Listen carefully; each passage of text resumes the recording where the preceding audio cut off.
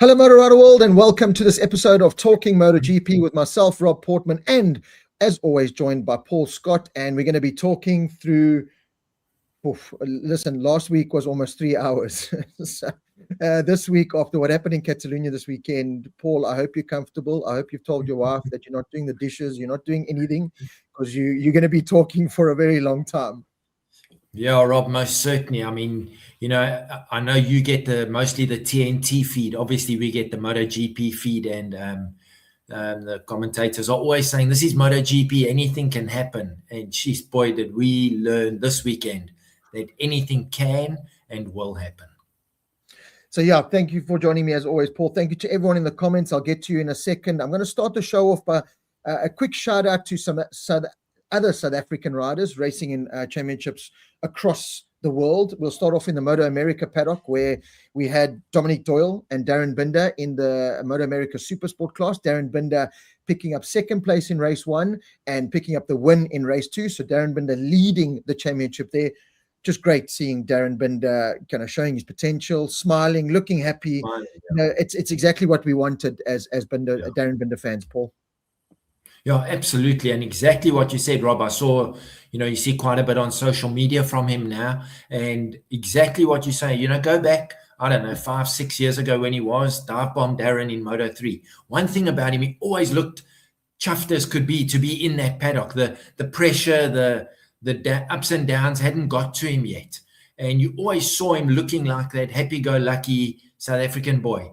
He looks like he's back in that space. And I mean, his riding is obviously showing that that's exactly where he is. And yeah, fantastic to see how things can turn around from what wasn't a great situation for Darren last season to where he is now. It's absolutely fantastic to see.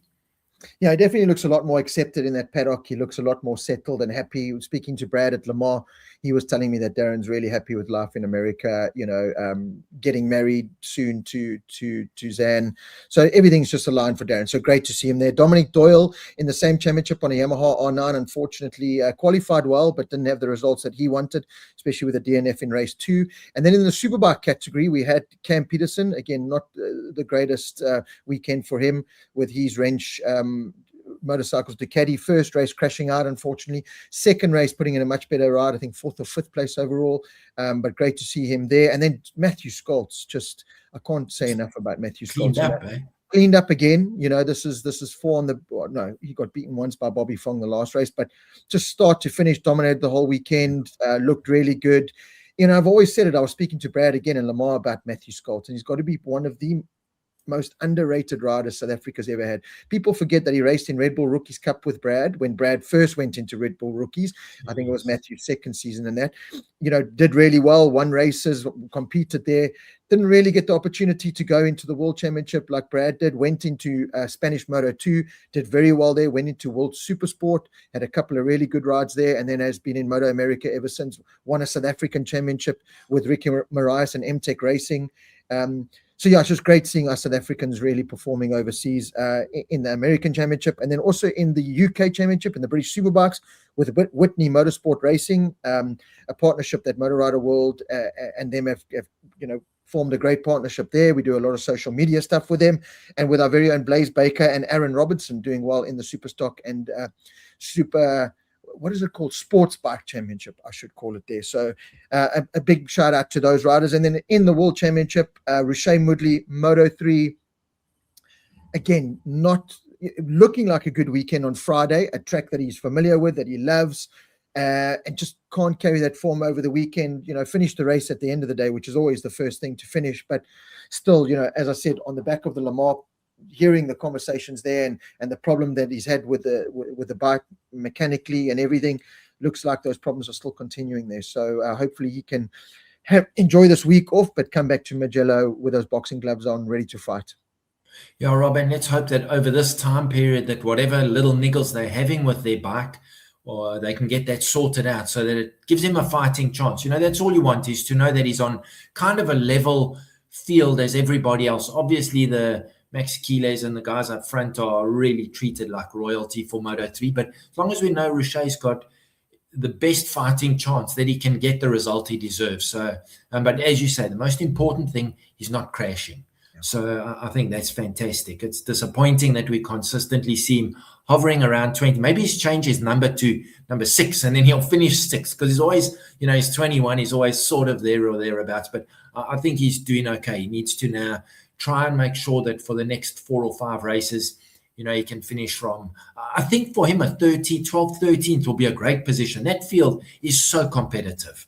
We need to know that he's got the equipment, and I think he'll be good to go once he gets that little bit of inertia, a little bit of momentum to finish in that position. I think he'll fit in there and maybe be a bit more comfortable. Where right now, to me, and we don't see a lot of him on TV, just from, when you're watching the timing, just seems like he's always on the back foot. I just get that impression that, it's not coming easy, where you see some of the guys, even in 12th or 13th, it's always the same guys, and it looks like it happens easier.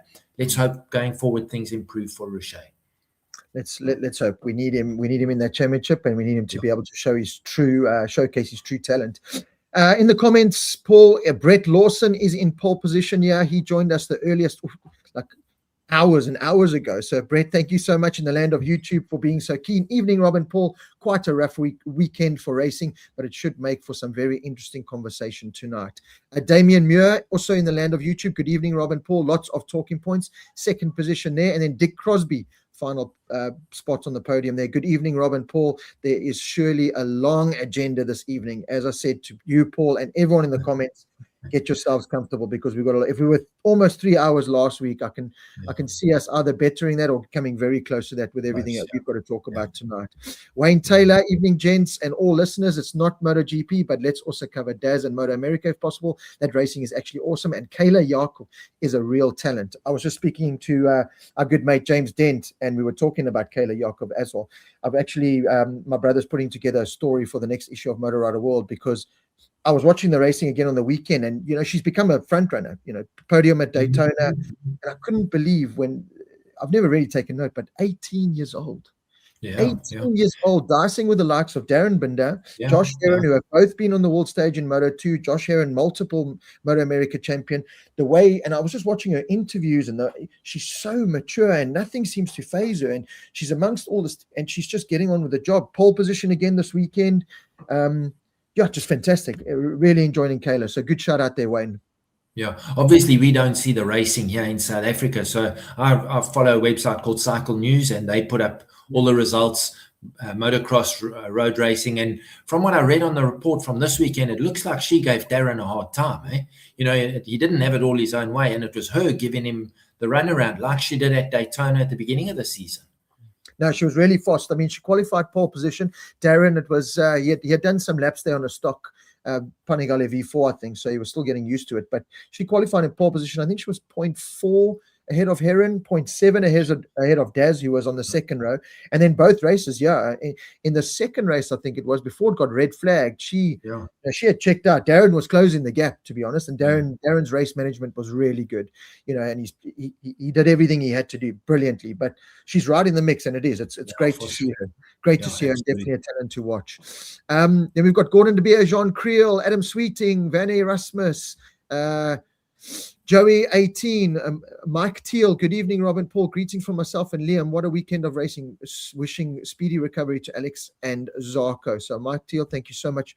And your grandson Liam for joining us as always. Jason Harrington, Dave McBain, Wade Williams, Paolo Ciacchetti, Yaku Das, Wade Williams, Gabe's 23 in YouTube, James Thompson 6125, Kevin Faree, El Camino, Sean Van Rooyen on Facebook, Kyle Butch James, Stephen Colgoxi, Joe Kutzer, Mike Archer, James Dent, hello Tapids, hello James, Ricky Brody, Daryl Holmes, El Camino, Francois Retief, Alroy Coast, and the list absolutely goes on. I just want to catch up with some comments here if I've missed anything. Michelle Lewis, Jacques Claessens, good evening. He has a comment.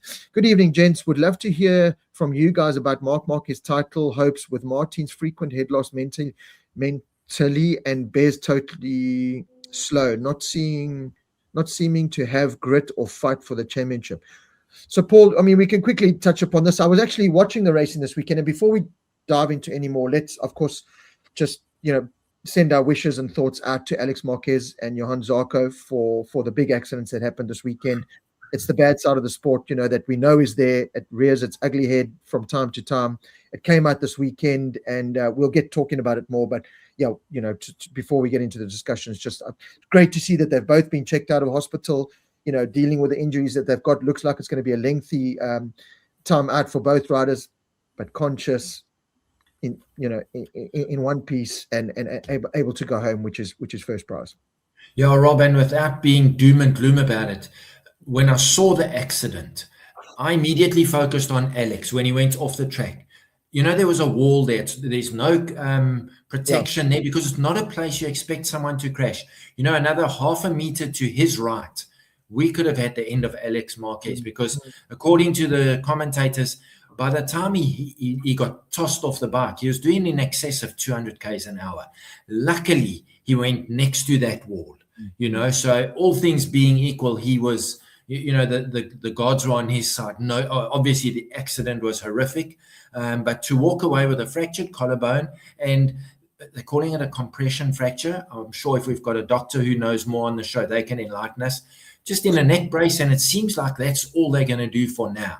When you saw that accident, unbelievable. And then obviously Zarko, he was lucky he didn't have his leg ripped off. I think it goes to the safety equipment, the boots, the leathers, the suits they wear of such good quality that it kept his leg attached to him, when he was being thrown around literally like a rag doll, and you're at the bike's mercy. It's not like you can just grab onto something. So yeah, an horrific weekend of racing with a very good outcome, if that kind of makes sense. So yeah, exactly what you're saying. All our best to Johan and to Alex, and speedy recovery to them both. And thank heavens they'll both be racing again at some point.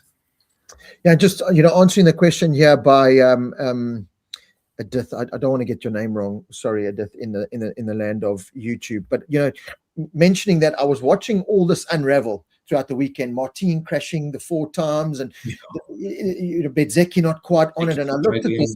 Yeah, and we kind of spoke after Le Mans, saying, that is pretty much title over for Mark. It's going to be hard as it is. And I looked at then, 2 things obviously sprung to mind. First, exactly what Edith is kind of pointing out. You're looking at it going, well, is the championship over? If Mark's had his successful surgery, if he's back by Mugello feeling better and can get onto it, and Aprilia's are kind of having this internal war at the moment, or just a little chink in their armor, can he take advantage of that? That was my one thought. And then my second thought is, Mark Marquez is lying there, probably still with his shoulder in a cast or something, or in a sling or something. And you watch this and you go, is that another reason to really go, right, don't go back? What do you want to come back to this for? Look at this. This is your brother now. Now it's really hitting home. This is your brother. You look at that and you go, there's 2 sides of the coin there. Is it motivation for Mark to come back? The fact that I'm still in the championship hunt, albeit, but then there's the other side going, listen, is this now the sign that I need to take? That first of all, luckily, was the crash at Le Mans to keep me out of this race? I always say in life, things happen for a reason. If I am sitting in traffic, or if I miss a flight, as much as it grinds me and I hate it and I want to break things, I go, I was clearly not meant to be on that flight, or I was clearly not meant to be in that traffic, or whatever it is. So that's the kind of thing boiling in Mark to me. So I don't know which way it could go. I hope we still see Mark come back, obviously, but looking at that, definitely those 2 aspects for Mark to weigh up. Yeah, Rob, I thought about exactly the same thing. Then you take a guy like Digi, who gets taken out by a flying front wheel with a fork attached, and he wins. They have the mental fortitude. How? I don't have a clue that they can block that out. And I mean, this goes for that whole grid. It's not just Digi and Pedro Acosta. It's that whole grid. They can block it out. Their mental fortitude, to me, is just unbelievable. So 2 things with Mark. Yes, it's very close to home, but the part of him that wants to race would have said, it's happened. Move on. Didn't happen to me. I'm back in 10 days' time, or whatever it is, if he is back at Mugello. Whether he's in with a shout for the championship, that's always a difficult one. He certainly has the ability. Whether he's first of all going to have the machinery, because we're not seeing last year's dominance. Even if you took Mark out of last year, Alex was dominating in second place. So it's not going to be an easy fight. I think me, and you know me, I love Digi. And I said it to my wife when we watched that race. I said, check my boy, my new boy. Yeah. He might be the dark horse. Nobody's talking about him as a favorite. Everything's been Bezecchi and Martin.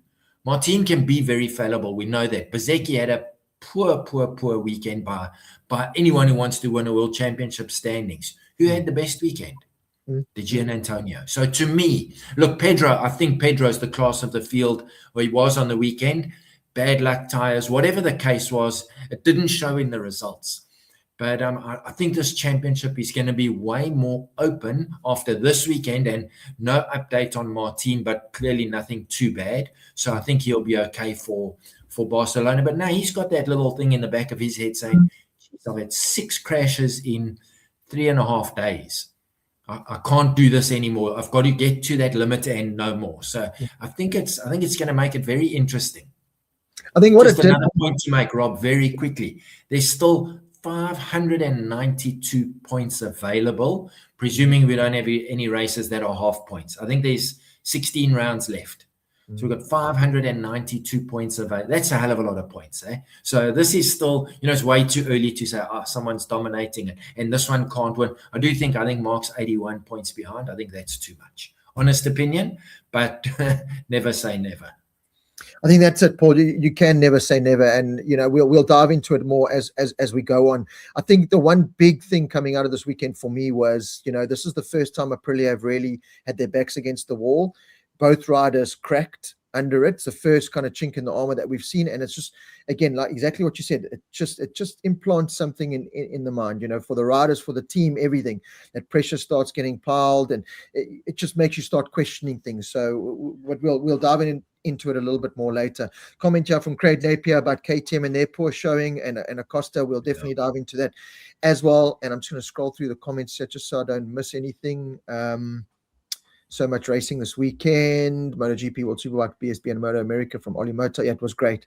Trying to catch up with it all was crazy. Dominic Doyle, who we've just mentioned, the South African rider in Moto America in the Supersport class. Dominic, thank you so much for joining us, man. And unlucky for the weekend, but it is great to see Dominic. He's been in the Moto America Championship for a while now and kind of gone from seat to seat and never really had a good chance. He's found himself in a good team this year with the Liberty Yamaha team in the super sports. So yeah, Dominic, thank you for joining, and good luck for the rest of the season, man. And tell all your mates about us. Yeah, tell all your mates about us. And yeah, we want some more Americans on the show. That'll be great. We must do a Talking Moto America. That'll be cool. Tim and Ali in attendance from Yorkshire. Hello, Tim and Ali. Always great to have some Yorkshire. It's a bit mushy peas. Are you having mushy peas for dinner? Or don't they just have pudding? No. And they have tea at 6 o'clock in the evening. That's their dinner. It's tea. They call it tea. Tea. For some reason. No, I thought it was Yorkshire pudding. It is Yorkshire pudding, but it's with mushy peas. And whenever I say supper, they just, my British mates just want to headbutt me. They're like, it's not supper, it's tea. I'm like, it's supper. But anyway. So what do they drink then? Well, this is it. We drink tea. You don't eat tea. You're having tea. So what are you having with your tea? Yeah, exactly. Well, then supper. We can go on about the beautiful land that I live in now, with all the diversity and all the different accents and all the different everything's going on. And there's some great comments here. It's going to be hard for me to kind of keep up with them, so I'm going to just scroll to the back here. James Thompson, Yorkshire, the cream of England. Watching in from Leeds. There we go, James Thompson. Yeah, I love that. You've got to look at it sometime, Paul. I know we're going off track here a little bit, but quickly, you've got to watch. It's on YouTube. There's a skit called Yorkshire Airlines, where the pilot, they welcome everyone on, and it's a proper Yorkshire lady. Eop, get on, yeah, Eop. Great, they all get on, and then they say, right, tonight's food is going to be mushy peas, and they slap like mushy peas on there. And then the pilot says, good evening, everyone. We're going to take off from Leeds International Airport in 20 minutes, only to arrive at Leeds International Airport in 20 minutes. Because if it ain't in Yorkshire, why the hell would you want to go anywhere else? Type thing. But it's a proper British skit. I'll send it to you. I'll WhatsApp it to you. But everyone go do that. So love the Yorkshire people. Love you joining us all. Paul, I think let's start with Digi, because stole the show. You've touched upon a great point there on all the riders.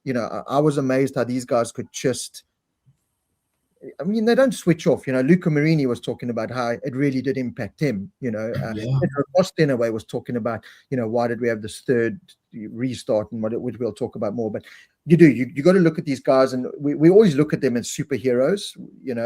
We forget there's human beings there, that human element there. But when they do things like this, you really do go, these guys are just from another planet. They are superheroes. And everything that they do, from how fast they go on the bike, from their mental fortitude to the training that they do, to everything. I've spoken openly about Digi, for a few years now. I questioned whether he was going to be any kind of a MotoGP star. I know you kind of backed him from the word go. I questioned his mental fortitude. He came out, publicly, and when he was with Grassini, and said, I'm battling with it all mentally. I'm in a dark place. He's kind of turned that around. And this weekend, we've spoken about it. He's proven himself more and more as a MotoGP rider, but there was still that something missing. This season, he's really come on, and this race for me has put Digia on the map properly. As you said, we never mentioned. No one really mentions him as a title contender. No one ever mentions him as Ducati's lead man. No one really mentions any. Digi was always that guy that was dispensable. You could always kind of get rid of him.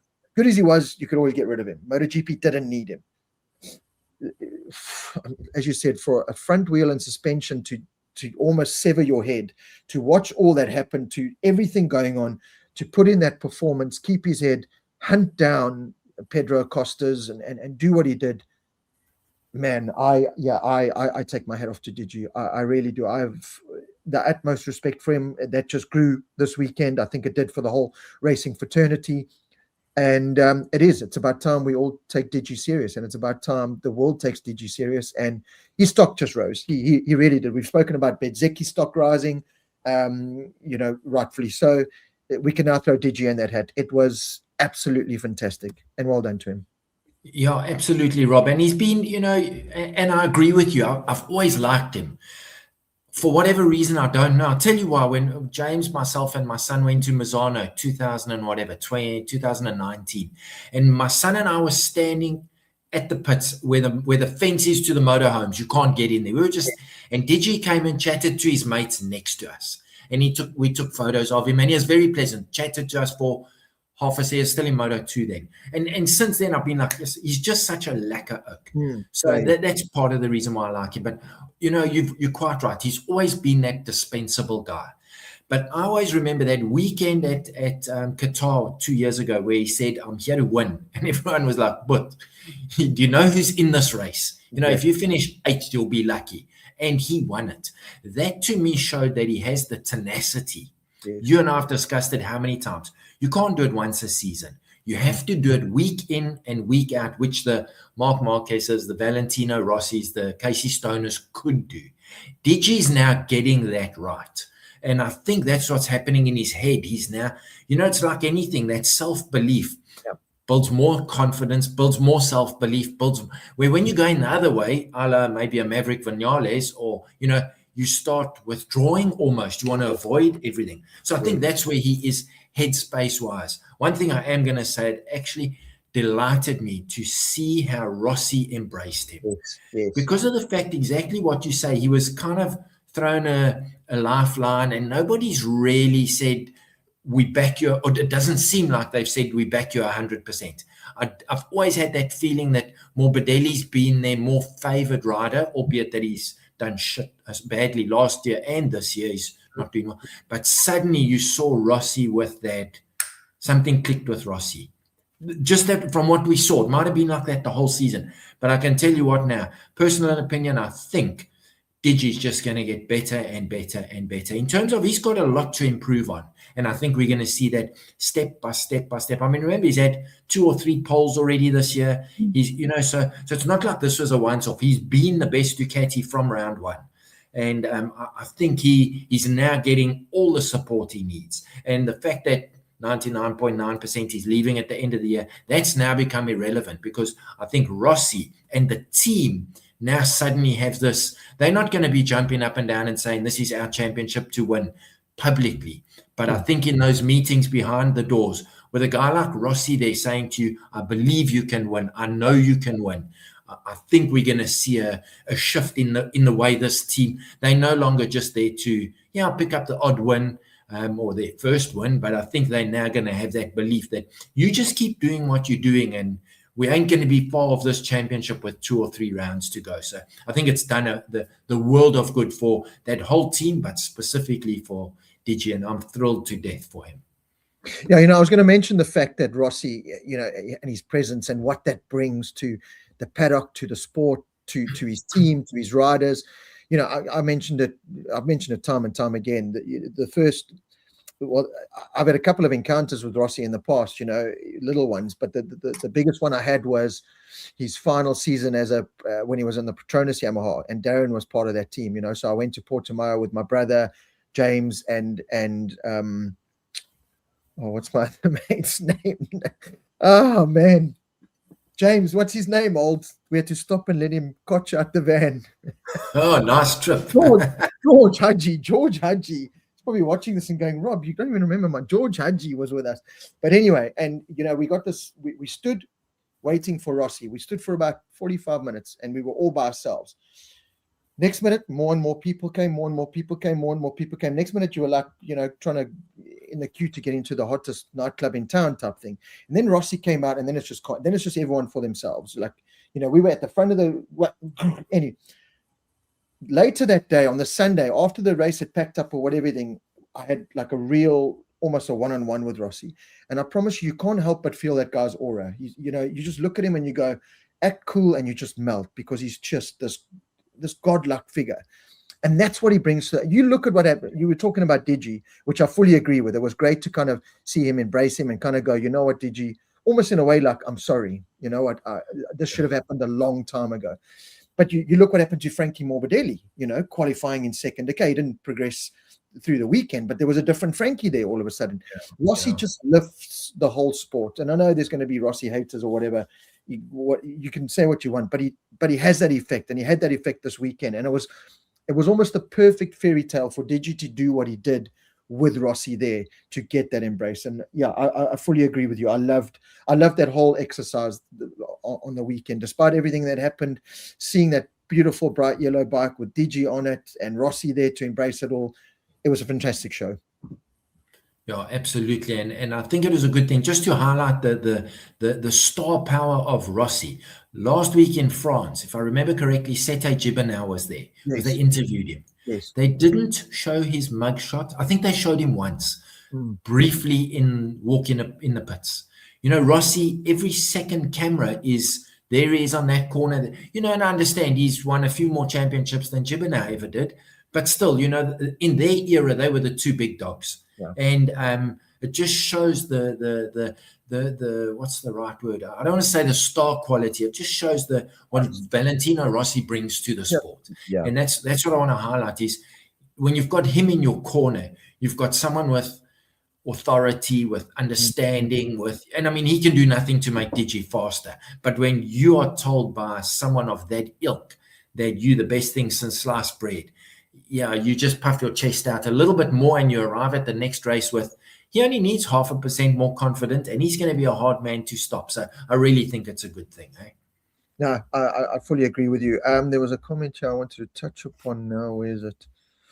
I'm trying to catch up with comments. I was going to say, there was also when Rossi watched Digi cross the line, he was standing there with Carlos Checa. And again, like you said, it's like, no, get him out of the shot. He's blocking Rossi's way. Like this former Grand Prix star and World Superbike champion. It's like, listen, get out of the shot. You're blocking Rossi. And I saw Sete Gibernau at Le Mans, and it was kind of like, for me, it was cool because he walked past me. And especially now that I'm in this helmet collection kind of mode, whenever I see someone like that, I wish I had a replica he could have signed and I could have added to the collection. But he was just walking through the paddock on Sunday, this busy paddock. Fine. Rossi doesn't have that luxury. Rossi cannot walk through a paddock. He's got to sprint or be on a very fast motorcycle to get him through there. But it was great to see. On the Digi conversation, Paul, because we've got the comment here from Oli Moto saying, enjoy the season from Digi because next year he's on a KTM. Let's just quickly touch upon that so we can get, kind of end the Digi conversation.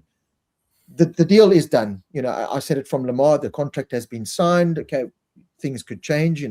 Could Rossi and the power that he has and Ducati the power that they have go, right, you're tearing that contract up. We now need this Digi car because not only what he's doing on the bike, but now his popularity and he's becoming hot property. As another one in the comments here mentions, I can't remember who that was, but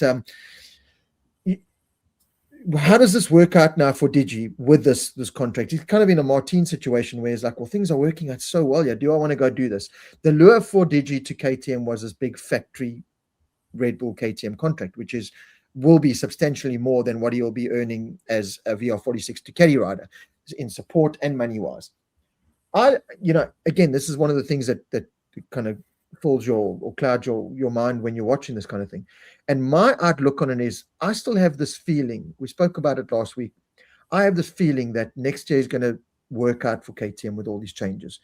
With the WP suspension, if I look how that's working out in Moto2 with the Pirelli tires, that combination, less aero, I think, and I could be completely wrong, we could be talking about this next year and going, right, I was completely wrong. Yeah. I'm sorry, I know nothing. KTM are still suffering and still not doing well.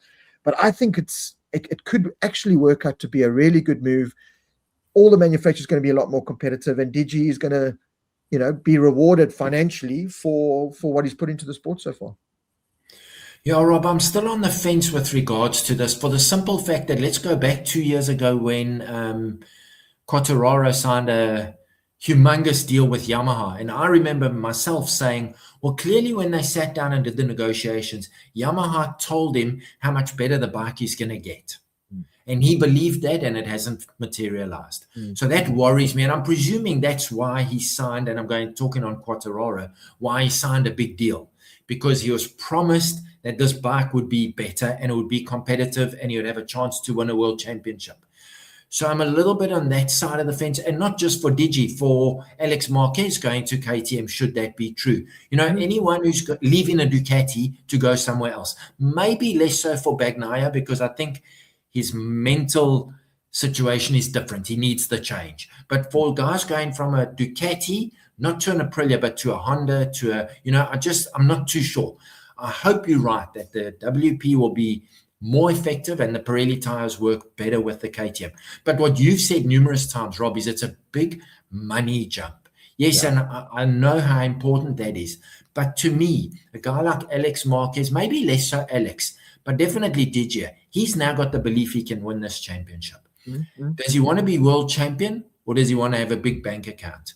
Yep. And that's the dilemma I would have. It's not like the poor O can't feed his family at the moment. He's obviously earning decent cash. Might not be what he'll get as a factory rider, but on a Ducati that gives him 100% chance to win a world championship, or on a KTM that he has, probably gives him a 90% chance. Yes. So these are the things they weigh up. So I wouldn't know how they make those decisions.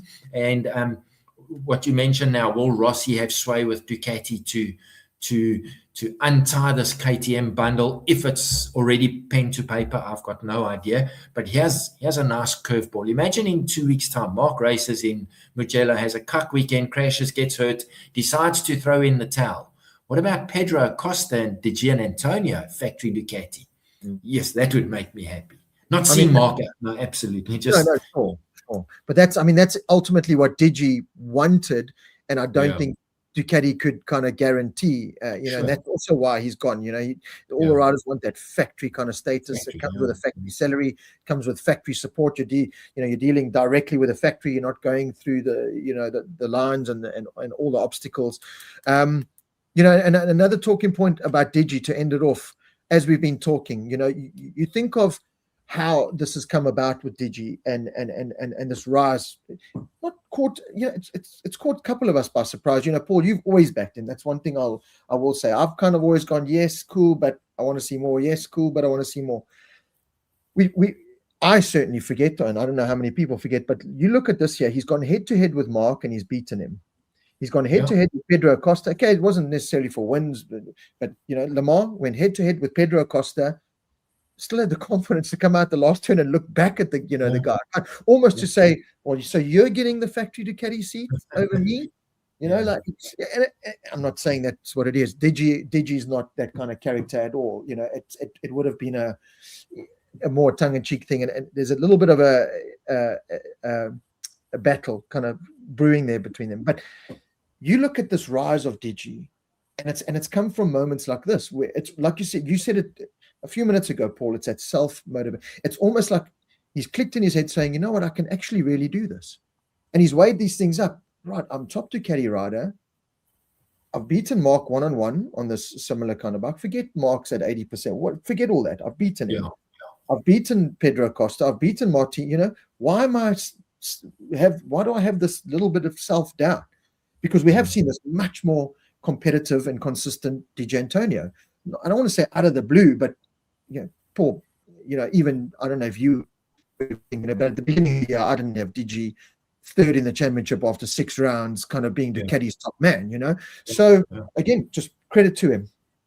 Yeah, absolutely. Yeah, Rob, that's, as you say, we're ending on Digi, but I think it's a positive thing. And as you say, at the beginning of the year, I would have said, yes, I love him. And the chances of him, I would have put him 3rd or 4th on the list to win the championship. Okay, he's 3rd at the moment, but that's realistically. Now suddenly his name's going to be bandied about, which hopefully that doesn't now get inside his head. It's such a difficult one. I think he must just keep doing what he's doing, shut out whatever noise he needs to, and focus. And that team seems to be, like you always say, Grassini, a family team. He's fitted in now, and suddenly everything just seems to have clicked, and you can see it without a doubt. Everybody in that team on his side of the box, they're in a good space at the moment. But then there is that worrying side of you going to KTM and, you look what it's kind of beaten Brad into submission. Pedro Acosta this weekend almost into submission. And that leads us into KTM. We're going to go straight there. And I've highlighted this comment from a bit earlier on from, so my eyes are so bad, Stuart Haskins, 4709 in YouTube. Brad's riding looked totally different to me in FP2, totally in control, much more direct, and didn't look like he was going fast, but clearly was very fast. Hopefully he found something. And he stops the conversation. So Paul, on Friday, I put out a comment after Brad and KTM's brilliant performance on Friday. Pedro Acosta fastest, Brad Binder 3rd. Brad was leading for a while, despite both, crashing and what they picked up, and they were just good. We have to remember from last year, Brad was also good. He was leading the race and he crashed. Was it last year or the year before? Also in the sprint race, he was leading and crashed. And so they've had good moments. Catalunya has been kind to KTM and their riders. But I put a post up on Friday evening saying that was much more like Brad. They showed quite a bit of him because he was high up, and he did. He had a good balance between that sliding and getting sideways, but correcting it and then attacking the corners. Exactly what Stuart, and that's a word I used a lot last week and after my Le Mans, was direct. The fast guys, the Pedros, the Aprilias, the biggest difference I could see standing trackside was how direct they were compared to the Brads that were almost looking like they were just making more of the corners than they should have. I was so impressed with Brad on Friday watching him. He looked motivated. He looked hungry. He looked like there was a spark. He looked like he had to prove something. But ultimately, he looked comfortable and he found a balance, and that proved in the lap times. Didn't carry through the weekend, which we'll talk about. But, I look at that, and then before the race weekend started, I see he was doing a track walk with Bjorn Esman, and he posted a picture, and his manager, Bob Moore, was there. Then you look and you go, right, it's crunch time now. Did Bob come there and say, right, this is what we have on the table, or this is what we don't have on the table? We need kind of a result. Did that spur Brad on? Was it purely that they'd found something with the bike or something? Because I did, and I'm glad Stuart's kind of made the comment here. I did. I don't know about you, Paul, or anyone else in the comments, but certainly saw a different Brad Binder. Okay, it didn't carry, but even on Sunday, we talk about the mental grit, the mental determination, came through and pulled a result kind of out of the hat, despite being beaten into submission. Yeah, Rob, and I think that's what it takes. And we've always said it about Brad. You said after last weekend, he certainly didn't look like the Brad we know.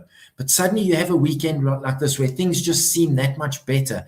And, they're there to win. They're there to do the best that they can. But that doesn't mean they're happy when they're finishing 18th and they've given it 100%. He wants to finish 5th, So I think we definitely saw a better Brad. Just saying that crash he had on Friday, you obviously saw it through turn 1, and when he flicked to turn left, the front wheel came off. That was a big crash. I mean, and Pedro just crashed there. Okay, less dramatic than Brad's. But, you know, these guys, they almost run back to the pits, jump on the spare bike, and off they go.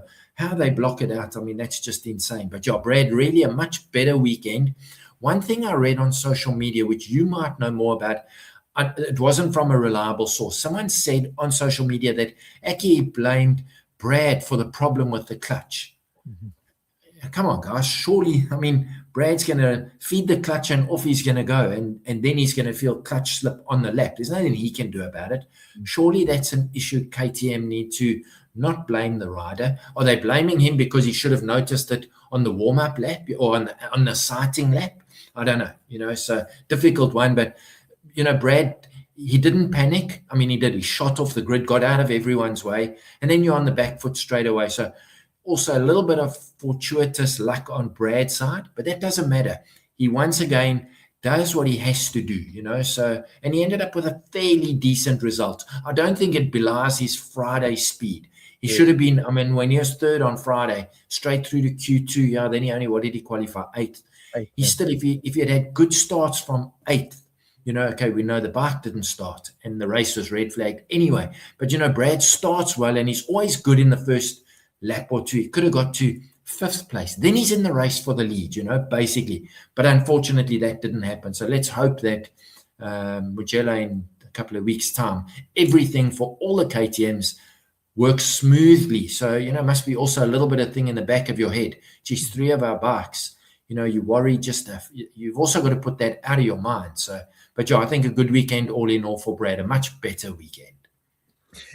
And, you know, talking about the KTM conversation, that, you know, Pedro had technical issues again in the test yesterday. So plagued by technical issues. Bastianini had technical issues.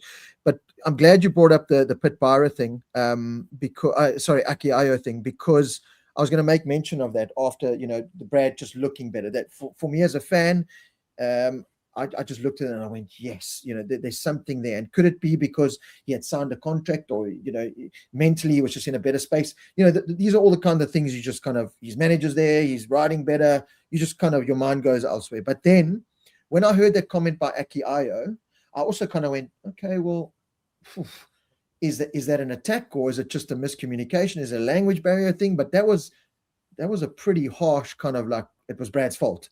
Then I heard Brad's debrief. I don't know if you caught Brad's debrief, which is done by the factory racing team. You know, they put a camera and he holds a mic and he says, "Oh, my weekend was this, and, you know, I had a fried clutch when I got to the start line." You know, kind of pushing the blame back the other way. And exactly what you're saying. I'm saying, I mean, Aki Ayo was pretty adamant. You know, he said Brad made the mistake and used too much of his clutch on the start. Okay, but this is an experienced guy, you know what I mean? It doesn't make sense to me. I don't know why. Listen, he could be right. We don't know, but it just doesn't make sense to me. So anyway, when I started seeing that almost internal kind of boxing match, I went, oh God. And I'm talking about next season, because, you know, it leads me to Olimoto's question. How do we feel about Brad? You know, he's definitely out of the factory team. Tech 3 option and Trackhouse are pretty much his only options. Tech 3 have re-signed with KTM for another 3 years. But I don't know about you, Paul, or everyone else. Brad wasn't even mentioned kind of this weekend in any of those conversations. I heard Bastianini and Vignales, because they've got contracts with them, and it's up to the teams to decide if they want to renew those contracts. And then, you know, if Bastianini wants to stay, or if he's got something better. But again, from the outside, and some of the internal rumblings that I've heard is, for some reason, it does look like Maverick Vignales still has a very good shot at staying with Tech 3. He's got a couple of races to prove it. It was public knowledge. The commentators mentioned it. I don't know if they mentioned it on your feed. They mentioned it on our feed. He's got 3 races to kind of prove himself, but it does look like he's potentially going to stay there, being the Maverick Vignales Spanish powerhouse that he is. Bastianini, Tech 3, you know, judging by his form now, would probably want to re-engage with his 1-year contract extension that they have the opportunity to do. Other than that, you know, there's the Brad name. Then I look at the Trackhouse situation and I go, well, there's 2 riders gone there. Bastianini's name's one name that's been thrown in the mix there. Joan Mir's name, now that Brivio's gone, is kind of gone there. It looks like he's signed with Grassini to caddy alongside Danny Holgado, which is a surprise to me. So taking out of the weekend, I look like that relationship is gone. to me. And I mentioned it last week, Paul. Even with the Tech 3 option, do we as Brad Binder fans, even with the thought that the KTM could be a better package next year, do we want to see Brad in KTM colors? Has that exercise kind of gone? Has it like, listen, just get out of orange, get onto something? It's not as easy as that. If that's his only option, that's his only option. But as I look at it now, I look from the outside and I looked at it again this weekend. Try something new. If the Trackhouse is there and the money's let to whatever, just get onto that Trackhouse bike, because I think we need a fresh start. Yeah, absolutely, Rob. And I think we've been saying it last season and this season. It's time to move on. His loyalty has actually kind of shot him in the foot now. I'd love to see him on something else.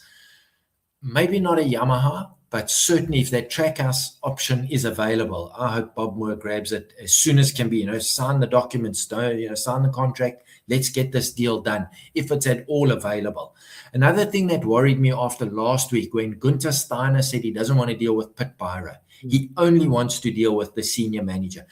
Is there something going on at KTM? I've always looked at Pit Pyro, and he seems to be, someone that he's there. It's his position. He's there until the day that he drops dead. He always seemed approachable, and he got upset when Pedro crashed or whatever, but he always seemed like a level-headed. But now maybe there's something going on behind the scenes. Now with Aki having a go at Brad, possibly there's that little bit of a fracture of that whole. If it was ever a happy family, I don't know. You've been in the environment, you'll know more. But I just thought about that when I heard that Gunther Steiner said, I'm not dealing with Pit Pyro. If I have to deal with him, I'll go to Honda. And that was kind of, as soon as Pit Pyro was out of the equation, Gunther Steiner seemed to be quite happy to deal with KTM again.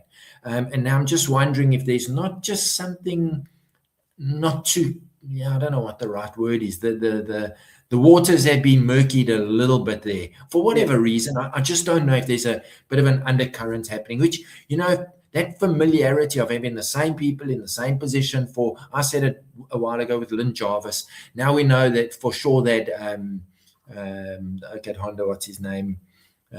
He's out of there.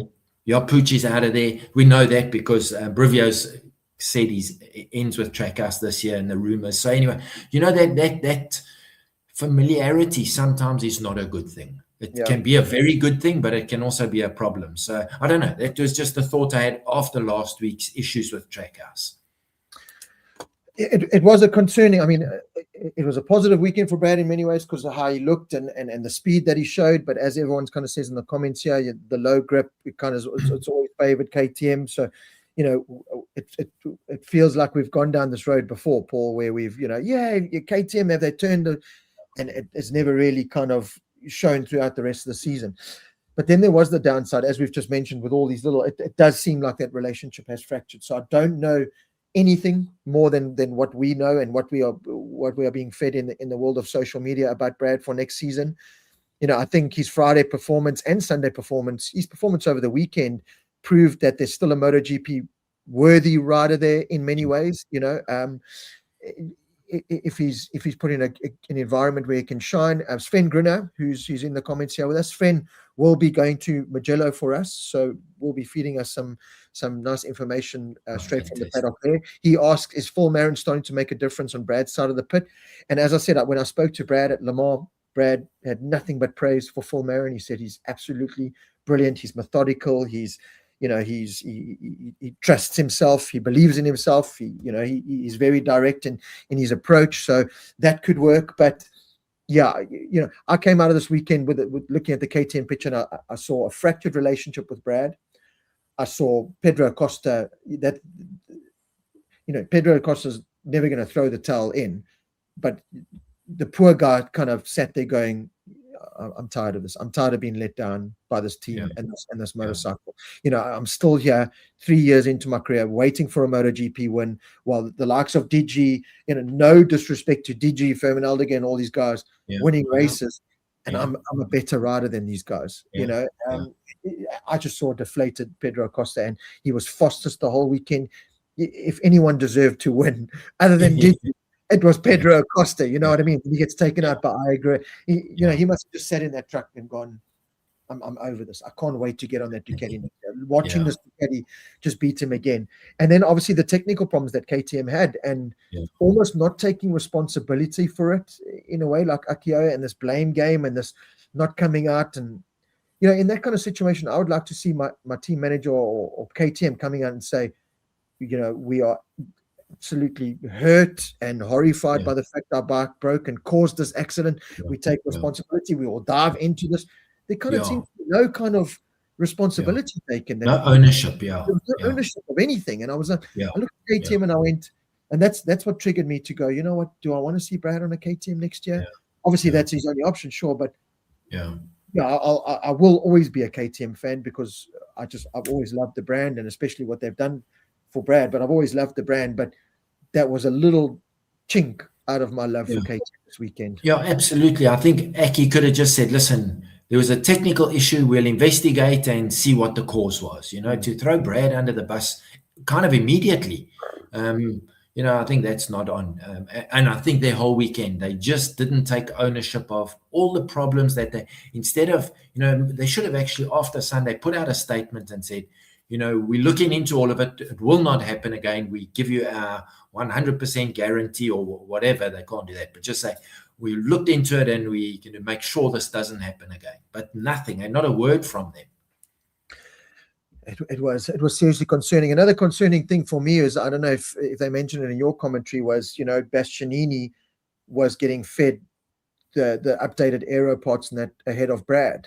You know, that was also kind of raised my eyebrow and went, oh God, you know, here's the factory rider being out-factoried by the Tech 3 rider. And I think that was a move from KTM to kind of show a little bit of loyalty to Tech 3 and say, you see, you know, we do support you and stuff. But at the same time, Bastianini is outperforming Brad. So in a way, it's like, you know, fair is fair in many ways. But yeah, the whole picture this weekend painted was not a good one for me in terms of Brad's hopes of staying in MotoGP, resting or relying on Tech 3 being the option there, which I'm worried about. So, you know, my holding my hands up saying, please let it be Trackhouse, it just got amplified after this weekend.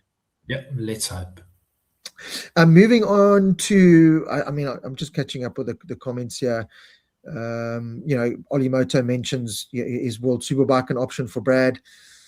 I don't know. I saw a social media post, I think it was today, someone saying in one of the Brad fan page comments saying, you know, Honda World Superbikes need Brad. Brad, go there. And I was like, oh no, God, please listen, don't. The guy's career is already kind of taking a kick in the face. Honda World Superbikes is just the worst place for Brad. If you're going to go to World Superbikes, again, proved this weekend, Ducati have been hit with 3 fuel restriction penalties over the last couple of races, and they still won by 4 days. You know what I mean? So it's like first 3 bikes, go to World Superbikes on a Ducati if you are going to go to World Superbikes. Nothing else. Maybe a promoter if there's nothing else going, but I can't see Brad going to World Superbikes, if I'm honest. Jack Miller, you know, his future was kind of decided for him this weekend. It came out pretty much saying Jack doesn't have a ride in MotoGP next year. He's looking at a Ducati World Superbike ride, which again, you know, talking about the rider transfer market, there's no ways Dorna would let that happen if they didn't have another Australian passport lined up. And I mentioned it a couple of weeks ago. You know, Senna Aegis has thrown his name in the hat for a MotoGP ride for his last couple of performances where he's won races. You know, this weekend it didn't really go all that well for him. I think he suffered with tire degradation or something, but there's your Australian passport. But where does he go? Seats are very, very quickly filling up. For me, if, you know, doing all the maths, the only realistic seats available are the 2 Trackhouse and potentially a VR46. But Rossi again came out this weekend and said, I want 2 Italian riders on my seats. And it's going to be a bust out between Marini, Bulliga. Celestino Vietti has now thrown his name in the hat for the MotoGP rider. You know, he's in the VR46 Academy and he's been waiting for his turn. So there's all these things happening, and you weigh all that up and you go, you know, Brad, Alex is gone, Jack Miller's gone. You know, Brad could be at the end of this hose piping of this kind of, right, get out of MotoGP, we're bringing all these riders in. So I really hope that's not the case, because he showed there's a talent there, and there's still something left there. So let's hope for the best there. Paul, everyone, moving on to the Aprilia conversation. Let's get on there, because that was quite a big conversation. You know, we've had nothing to praise for Aprilia so far this season, rightfully so. They've absolutely deserved it. But again, this weekend, a little chink in the armor, especially. I mean, Paul, this is where MotoGP is at the moment. A week on from total domination, this Martin that is unstoppable. Like, look at the Superman logo kind of underneath my suit. To just this, I think something Martin, despite us singing his praises last week, something he does still suffer from, and it came out this weekend, is this overconfidence, this over arrogance, you know, and it's great when it works at Le Mans. When it's in place, it's great. But then when you need to grab hold of it and go, whoa, there's limitations here that you've got to deal with, and you can't do that. This is ultimately what happens. And this is the fight that Aprilia and Martin are going to have if they do want to win this championship. You know, I put in my post-race debrief again. Bezzecchi wasn't on his fine form that we've seen so far this year. But it's these weekends. You mentioned it last weekend again. It's the tough weekends that ultimately win you championships. And Bezzecchi wasn't feeling it, but came home with a 4th place at the end of the day on Sunday. I mean, we weren't even talking about him on Sunday. He comes home with 4th place. Somehow coming out of this weekend, extending his lead in the championship. You know, and that's where the Martin frustration boiled over. You know, you look how he came into the pits and pushed Paolo Bonora and came out and apologized afterwards. But this is the side of Martin that's going to have to be wound in. He then went to the test yesterday, crashed himself there. You know, so as I was saying earlier in the show, a couple of chinks and a couple of little failures starting to creep in for Aprilia, especially at Catalunya, a circuit that they've done so well at in the past with Aleix Espargaro. But it's how quickly they can reset from this at Mugello. If they carry a little bit of this into Mugello, it's going to make things harder. If they can, and they've shown they can, and they've got riders mentally strong enough to, can kind of just wipe it off. Bad weekend, let's reset from it. But again, Martin's this fragile rider. He's got enough in his mind to start thinking, well, Jesus, you know, I'm crashing. I'm lucky I got away with it this weekend, but I haven't always. So a lot more for Aprilia to think of. For us to kind of go, this championship's done and dusted, it's Aprilia's to lose. Maybe not so. Well, Rob, the way we sung Aprilia's praises last week, I thought at the end of this weekend, specifically because the Aprilia's always been good at Catalunya, I thought after this weekend, whoever walks away leading the championship, because they're going to dominate, they're going to be first and second with possibly a Ayagura, Ralph Fernandez in the top 5. Aprilia are just going to show how easy it is in MotoGP. And boy, did we have to eat our words, or did I have to eat my thinking. So we leave here with, I'm going to say, a Martin who's alienating himself like he did a couple of years ago at Ducati, or with Ducati, when he was saying, don't you tell me what to do, I'll do what I want to do. He's now alienating himself. You don't go, no matter, you know, Paolo Bonora probably said to him, just, that's how it is. And, you know, he pushed him and he had a verbal go at him. That's pressure. And, you know, as Martin said, he said, but, you know, riding on the slow down lap, I was okay. But when I got into the pits, it just set everything off again, or when he walked back into the pits. You can't have that temperament with someone who had nothing to do with it. You know, if Paolo Bonora had stuck a stick in his spokes and he had gone over the handlebars, different story. But this is your team manager. This is someone 100% on your side.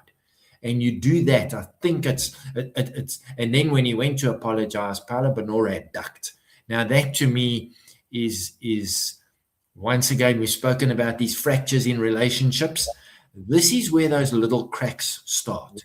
So now Martin has to go to Mugello next weekend. He's got to be dealing with trying to patch that on the one side, and it's easy for him as a rider. He'll put it out of his head. But Paolo Bonora might just be giving him a little bit of the cold shoulder.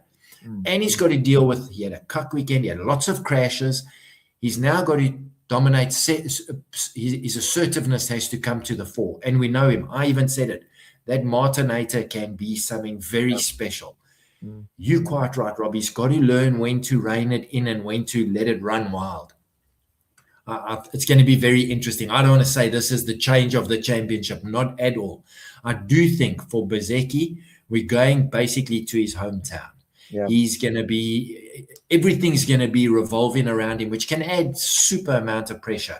So I think how he deals with it will be interesting. So it's going to be a very interesting weekend, because remember, Digi, Bezzecchi, Bagnaia, all the Italians, it's all their home track. They're going to have heaps of support, but they're also there to do a job. So who deals with it best? Bezzecchi coming off by his last 5-6 races, a very poor weekend. It's going to add to that pressure point, and he's going to be thinking, well, geez, another Italian just gave me a good hiding. I'm going to have to up my game, so it's going to be fantastic. It's going to be absolutely brilliant. But as we said, that dominance of Aprilia suddenly just in one weekend, and we know different tracks, different bikes, but the Aprilia's always been good there, and they weren't good there. So it's quite an interesting turnaround in events. And again, goes to that old saying, for every action, there's a reaction. And whatever Aprilia found from the Maverick and Aleix Espargaro days, where, it worked at tracks like Catalunya, where it was kind of lower grip, and then they went to other tracks where the bikes overheated, and they just very inconsistent package.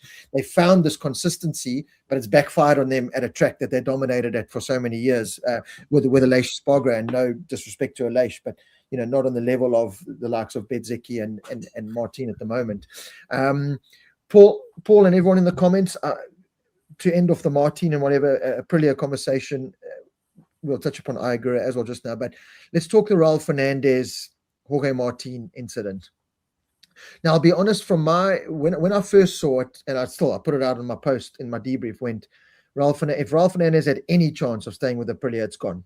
There was that shot of Rivola walking past the track house, but it's going to Privia and kind of like doing this. And you looked at it and you just spoke about it, these little fractures and cracks. This is how they kind of start. Privio's gone. Privio's kind of going, well, I'm out of here type thing anyway. Raul Fernandez, could he potentially have had that same kind of mentality? And I fully blamed Raul Fernandez for it when I first saw it. I did. I went, Raul Fernandez, what are you doing? You're an idiot.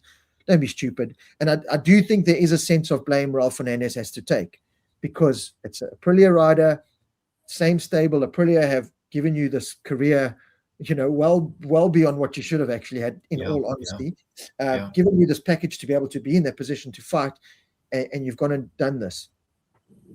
The more I looked at it and I watched, Raul Fernandez's point of view on it, Martin didn't quite go into it. I think Martin's PR guy or whoever, manager, or someone got hold of him and said, you better say sorry to the team and don't even mention that thing. Old Martin, I think, would have come out and just gone balls to the wall. So someone's grabbed hold of him, which is great, and calmed him down a little bit. Still stupid what he did, unforgivable, reckless, and the bad side of Martin. Why he doesn't have this massive fan base that he should have. As I always said, why don't we see more Jorge Martin kind of shirts and caps? That's exactly why. But anyway, then I looked at this and I played it out, and I watched the whole. If you go back and you look, even in the sprint race, Raul pulled that move on Martin, and I think that's where that move or that accident started, because he forced Martin to give that position up. Martin came out, shook his head, lost a position to Digi, I think, as well. That kicked it off. He then did it again in one of the first, either the first race or the restarted race. He did it again. He shoved it on the inside in that same corner. It was a very strong point for Raul Fernandez, because it's that corner we've seen in the past where it's so easy to tuck the front there. And I promise you, every time Raul Fernandez, he made that move on Martin a couple of times, and Digi or Bezzecchi, I think, as well. And I went, Raul, you're playing a dangerous game here. That front tucks there for no reason. What are you doing? Then what happened in the third restart, and down goes Martin and Raul Fernandez. But again, I think this all started from the move on Saturday where Raul Fernandez got away from it. And exactly what he says is how it played out. So a bit of the blame, or actually majority of the blame for me, needs to go on to Martin. I don't justify what Raul did anyway. I think Rivola said the perfect thing. There needs to be more management in those situations. Someone should have backed out of that on behalf of Aprilia on where their situation is. Martin believes it should have been Raul. Raul believes it should have been Martin because Raul was the fastest rider, blah, blah, blah. But Raul had the position. And it was the exact same move that was pulled on the Saturday where Martin had to give way. This time, Martin was like, I'm not giving way. I'm just going to lean. And what happens when you lean? There's going to be contact. The contact, you crash. So I've replayed it so many times, looked at it from every single angle. And again, I'm going to kind of backtrack on my move and go, for me, and I want to hear your comment and everyone else in the comment, please. I'm going to really get everyone's point of view on this subject.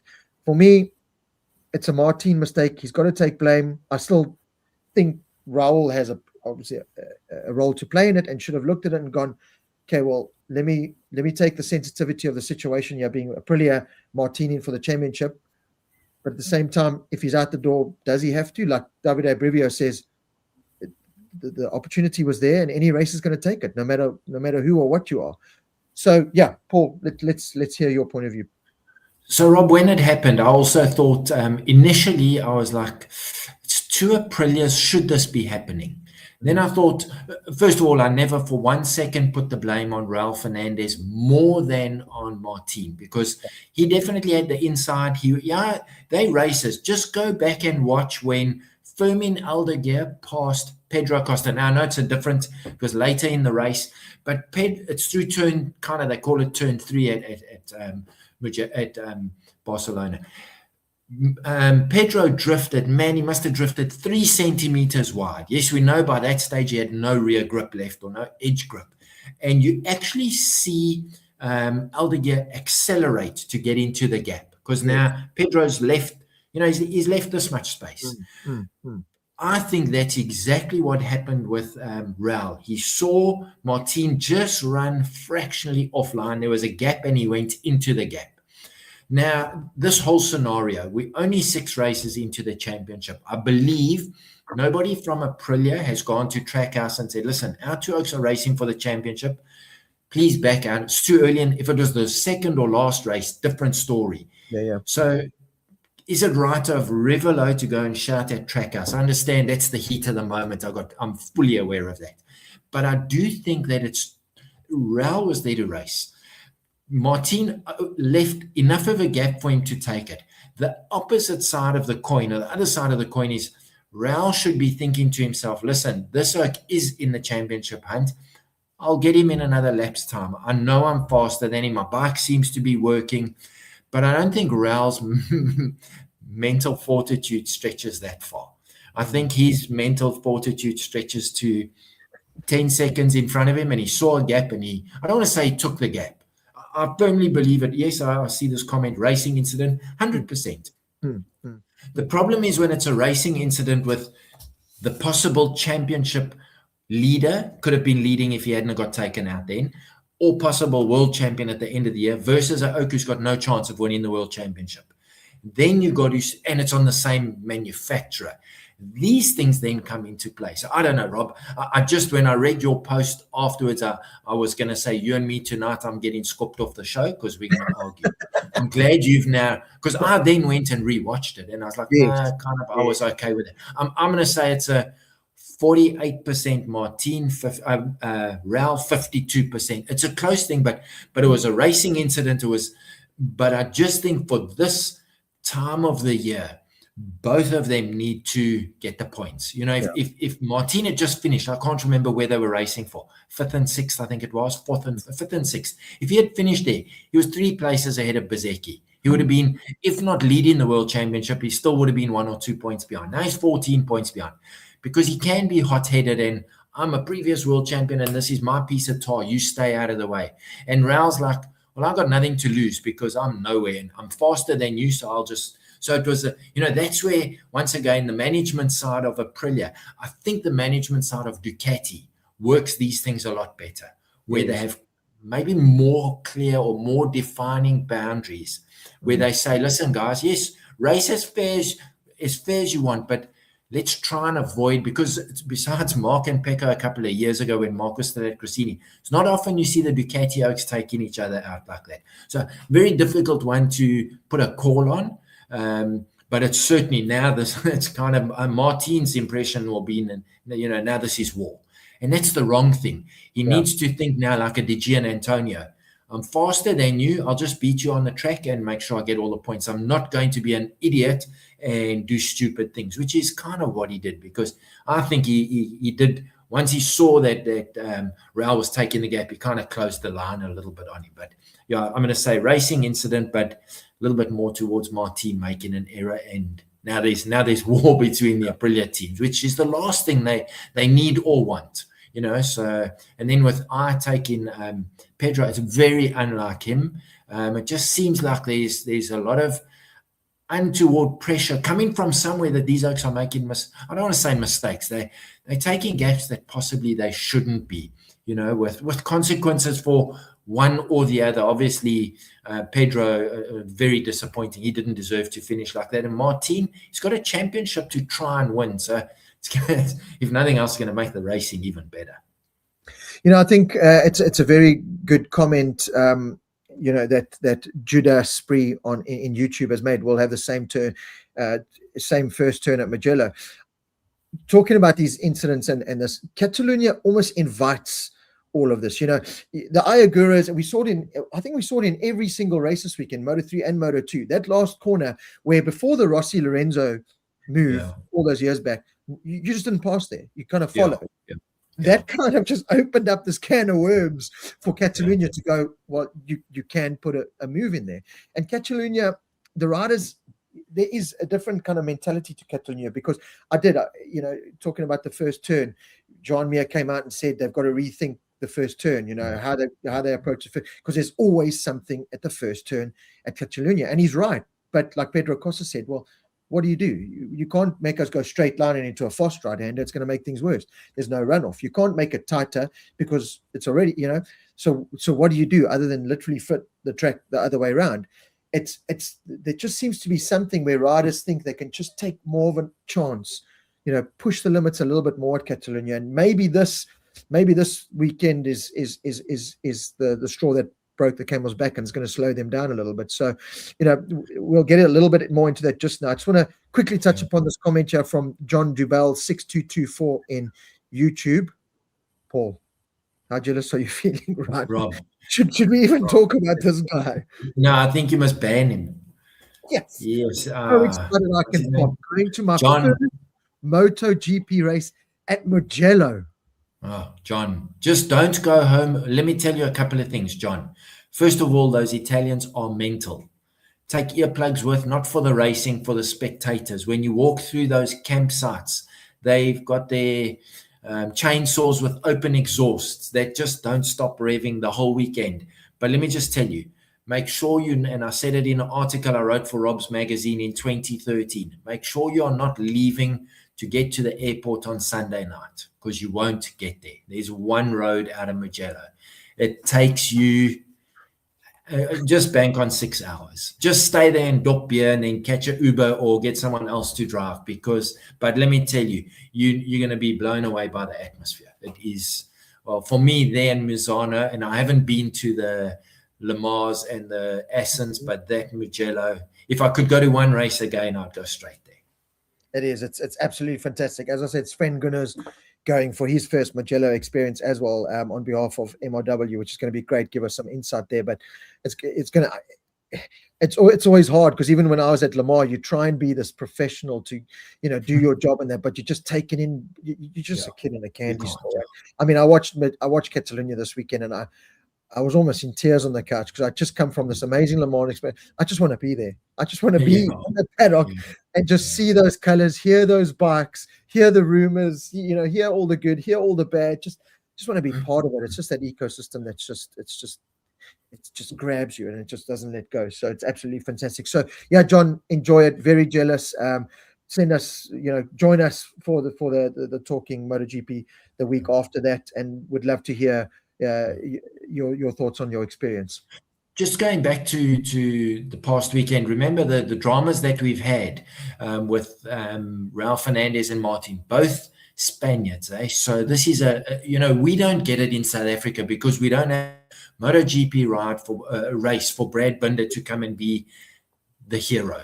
Yes. This to a Spaniard, yes, and they have 4 races, but Barcelona and Jerez are the 2 monster races. Yeah. So there's big pressure. So I think that adds to it, that, you know, it's a home race. They want to do well. So I think that just adds to it. Like I said earlier, that's what it's going to be like for Bezzecchi, Bagnaia, Morbidelli. You know, all the Italians get home next weekend or next race, and it's the same for them. They're going to have all this additional pressure, which some guys handle it well and some guys don't. So to me, a guy like the Gian Antonio, very calming, very, you know, and I think Bezzecchi is the same. Where Martin is that hot-headed guy, and I think he lets it get to him. So, even the hype, he's fully invested. So, yeah, it'll be interesting to see. Yeah, this next weekend's going to have to, a lot of relax is going to have to take place through the whole paddock. And, even going back to KTM with all their mechanicals, they've got to now, everyone has to kind of regroup. Maybe Yamaha have to just carry on doing what they do. But yeah. It's definitely going to be a reset for Mugello, I think, in many ways, because of everything that happened. I think from a Raul Fernandez, Jorge Martin, and Aprilia point of view, it was also the frustration of a lost opportunity. I think Martin looked at this and went, right, Alex Marquez, who was tipped to be the guy to it, he's out. Digi is maybe walking wounded, at that point in the race. No one knew Digi was going to do what he did. There were all these factors. So it was, Bezzecchi's on the back foot. So Martin was like, here's my opportunity to strike and leave this place, not only pick up the top Spanish rider kind of title, as you said, at Catalunya, but also leave this place with a championship lead after what's been a very tricky weekend. Ralph Fernandez is the same, looking at this going, well, here's my chance to win another MotoGP race. I've only won one, or be on the podium, or be the top Spanish guy. So both looking at it from that. And then Rivola on the outside at Aprilia looking at this going, guys, Joan Mir and Furman Aldeguer and Pedro Acosta were dicing for the win. We have lost an opportunity here because of stupidity. So you can understand how they kind of all boiled over and looked at lost opportunity. So again, it was just this bubble of, that's why I said I would have loved to have been there, because I think the intensity there. I wouldn't have liked to be here to witness kind of that accident. And I've been to Catalunya in 2022. Beautiful place. We're very weird, because you kind of drive through an industrial park. And you think, are you sure there's this? And then all of a sudden there's a circuit there, and then it's right there. But as you said, you come out, there's a very good viewing point on where Alex Marquez's crash happened. And if you look very closely, his bike actually hits a drain that's there. That's what kind of just, the pictures of that bike at the end, I don't think there's anything to salvage there. But there are certainly things for Catalunya to rethink. We've lost David Salom at Catalunya many years ago.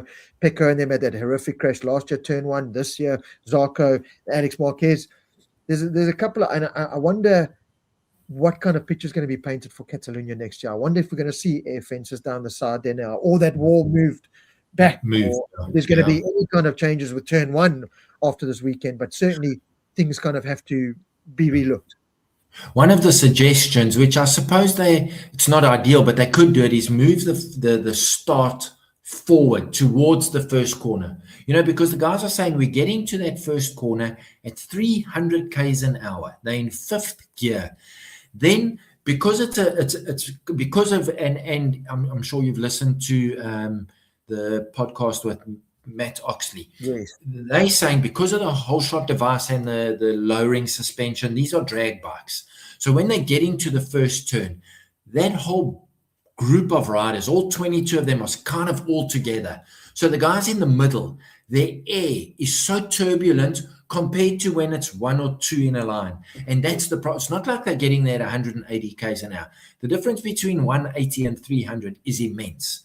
So I think it was Mir who actually said, move the start line just for their race, move it forward. I don't know if that would be an option. Can they say, okay, well, we'll move it 100 yards closer, which means you get to the first corner doing normal speed, 180, 190, as opposed to, they said they're getting there at 300 k's an hour in a bunch, dirty air. So the aero of the stability, the downforce, which they're accustomed to when it's one or two of them, is now out of the window. So their braking markers are different. And this is what, and I think it was Mir who said that.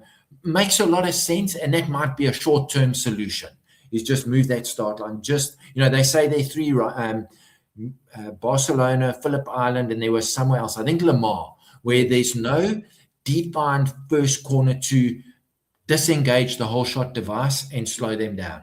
This is kind of, except at Barcelona, where they're getting there so fast. So it's a suggestion.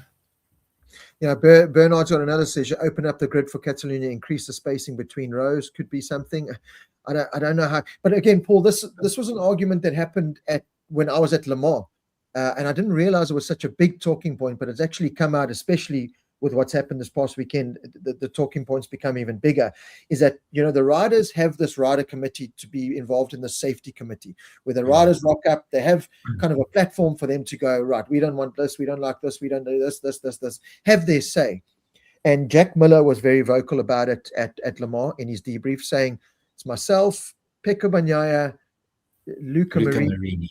Luca Marini. I think we're the only ones that regularly attend. Bastianini comes now and then, Zarco comes now and then, but most of the guys just don't come. So, it's our fault. We've got this platform and we don't want to do it. But then you got like Pedro Acosta coming out this weekend and saying the rider committee is great, but we're all too egotistical. We're all too self-centered to be able to make it work.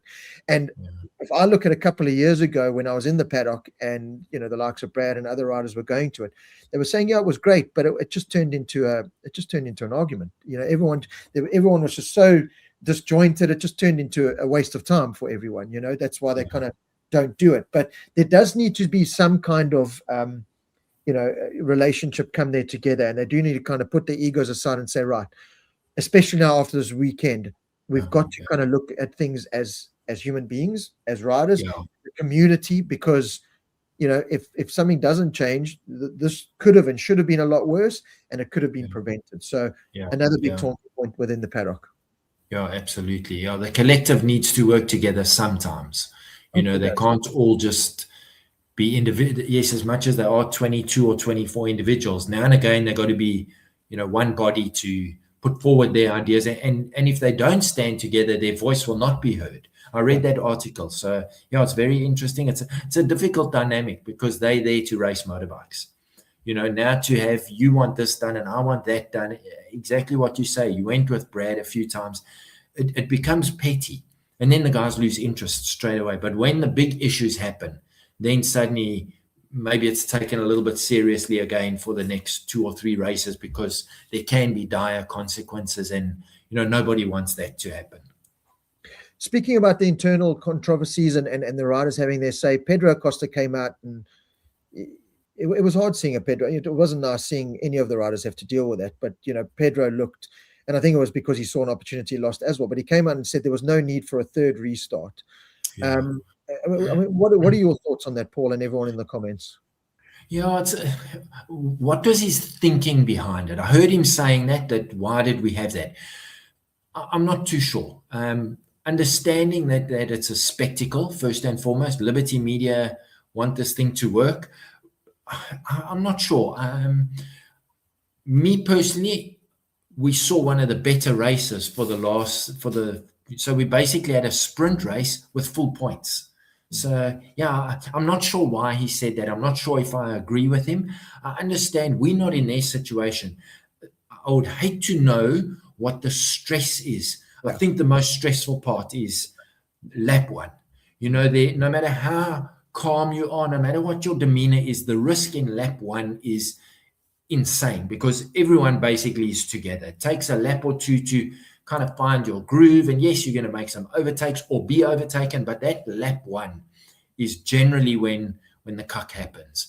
And I suppose that's the stress of it, that and specifically turn 1 at Barcelona. So I think that might have been what he was intimating. Not too sure. There's a very good thing out of respect for the injured, 100%. I don't know, Rob. I'm once again, I'm one of those things where I don't have an opinion. I loved the race. So in hindsight, I'm saying, well, touch wood, nobody got hurt in race number 3, and it was a good race. So, but I don't know. What do you say? I think Pedro and the likes of Luca Marini were more upset about the fact that the human side of them was almost put to the side. Right, guys? You're monkeys in the circus. You've got to do what we say. You're going out there and racing. I think there was a side of it to Pedro going, right, if you'd called it after the second stop, I would have won the race, and give us even half points or what, but I would have won the race. And I don't think it's the way he necessarily would want to win his first race in MotoGP, but there's an element to that. But I think it was more a case of feeling like puppets, as you mentioned the word stress there. I sitting on the couch at home watching it, I felt uneasy. I was like, how do I enjoy this now? How do I sit here and really, connect with this now, knowing that at that point we had known that they were conscious, the two riders, but we didn't, really know the severity of what that meant, to be honest. So, and no one really did. And we're going racing. It was great on the podium. You see the riders didn't champagne and celebrate. So there was all that respect element to it. But I think from my side, it was, if I had to put myself in that situation mentally and as a human, I mean, I would buckle. I just wouldn't be able to ride. I would go to my team and say, listen, and this goes to the point that we mentioned earlier on about Marc Marquez. Was he sitting at home watching this going, geez, you know what, is this the sign now to tell me that this is it? For goodness sake, that could have been me. And if Marc Marquez was there at Catalunya, he would have somehow been involved in something, because Marc's a headline. That's what he does. If you look at the other side of it with Zarco, 35 years old, destroyed his knee tendons, everything. I've had that injury from a football side. That's a 6, 7 month, 8 month injury, even to the most fittest football player. So Zarco at 35, is that him done now? We're talking about Marc Marquez. Is that him done now? So I think the Pedros and the Marinis look at that and go, I think from Pedro's side, it was more a case of feeling like a puppet in a show, and just like, so I have no say. And this is why he came out and said, it's the ego.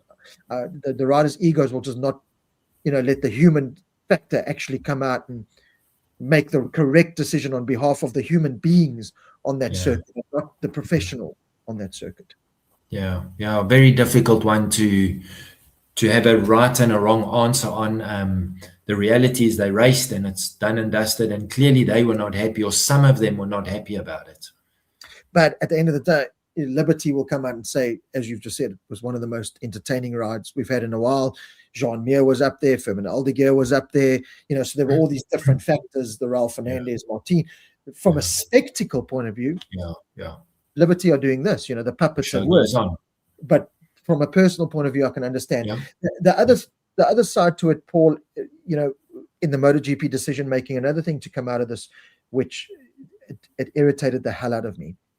Joan Mir puts in this brilliant ride, fantastic, looked great. It was great seeing Joan Mir and Honda up there, fantastic, brilliant, well done. On the podium, gets in there, celebrates with his team. Straight away, as they enter the pits, the warning's up, potential tire warning.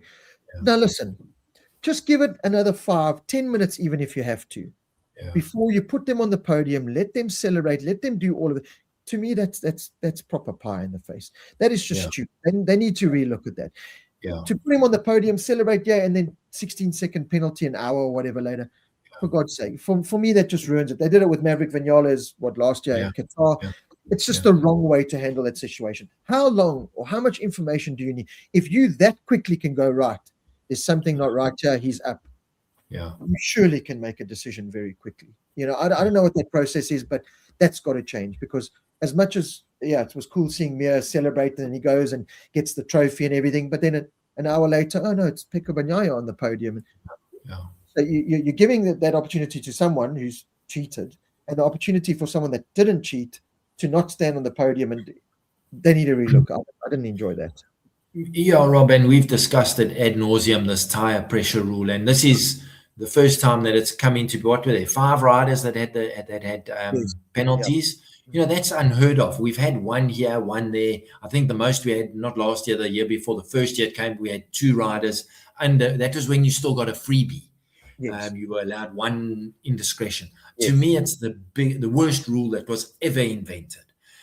Surely Michelin can set a tire pressure that it's got a leeway either way. There've been so many suggestions on how they can overcome this, and let Michelin set the tire pressures on the grid, so that they all correct. And I don't know, because obviously you expect, so you've now got to predict where your rider is going to be throughout the race. It's fine if you're a Didier Antonio, Marc Marquez, Bezzecchi, Martin, where you kind of know you're going to be in the first 3 or 4, all things being equal. When you're a Jean Mir who hopes to make 5 laps without falling over, you're actually not sure where you're going to be. That would be my thinking. Yes, his mind says he wants to be first. The reality is he's been running 12th or 13th. So so now they've got to try and predict exactly where your rider's going to be. Is he going to have cool air to cool his tire? Is he going to be in a group of riders? To me, it's just a stupid rule. And like you say, Rob, they can pinpoint everything within fractions. I think the time frame is that, and we've seen it, I can't remember last year, I think it might have been Pedro who, when they got or whoever it was, got a tire pressure warning, they said no. When they did the investigation, there was a crack in the rim. Yes. Then they said, okay, so it wasn't, then you're fine. So maybe they need time to investigate that. But I just think it's the most stupid rule, regardless of what. Just, there are no issues with the tires anymore. I don't believe we've had one since, I don't know who it was, years ago at a burst tire. So just to me, a stupid. Imagine someone watching for the first time. They're kind of getting into MotoGP. They're like, hey, my Honda came third. I'm delighted. And then his mate says, don't talk rubbish. Your Honda came 11th. It's like, no, you watched a different race. It's, as you say, Rob, it's an hour after the event. Just to me, it's making a farce out of it. Absolutely diabolical. But you know what I don't understand, Paul, with the Mir thing? So they must have set that tire pressure like flat, because he was behind riders for a long time. And traditionally, as you ride behind riders, the tire pressure inflates, it becomes too hard, and then you battle. And Mir just, so his tire pressure was under for the 60% or whatever of the race that you're allowed. So I just don't know how that, and he got better, they must have run that thing flat. Yeah. Because if you do the math and what we're told from the outside, common sense tells you, well, geez, like then, as you said, there's got to be a point where when those bikes roll up on the grid, Michelin has a 100% understanding, and Simon Crafar or whoever, of what tire pressures are in those tires. We're in this 20th century where, for goodness sake, we can do anything about. Surely we can know exactly what tire pressure on that start line. If Jean Mir rocks up on the start line and Michelin can see this guy is already under, then you're under. You don't be under.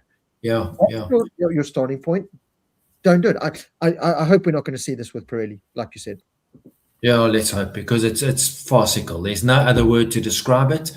It shouldn't be happening at this level of motorsport.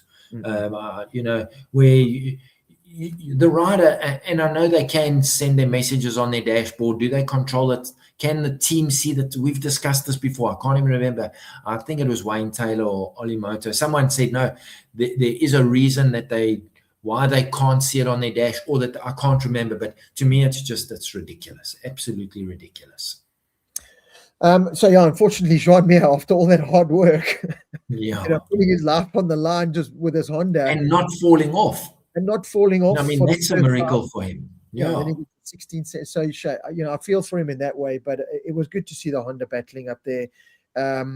He must have known, as you said, with the dash, he must have known something, because he didn't look too.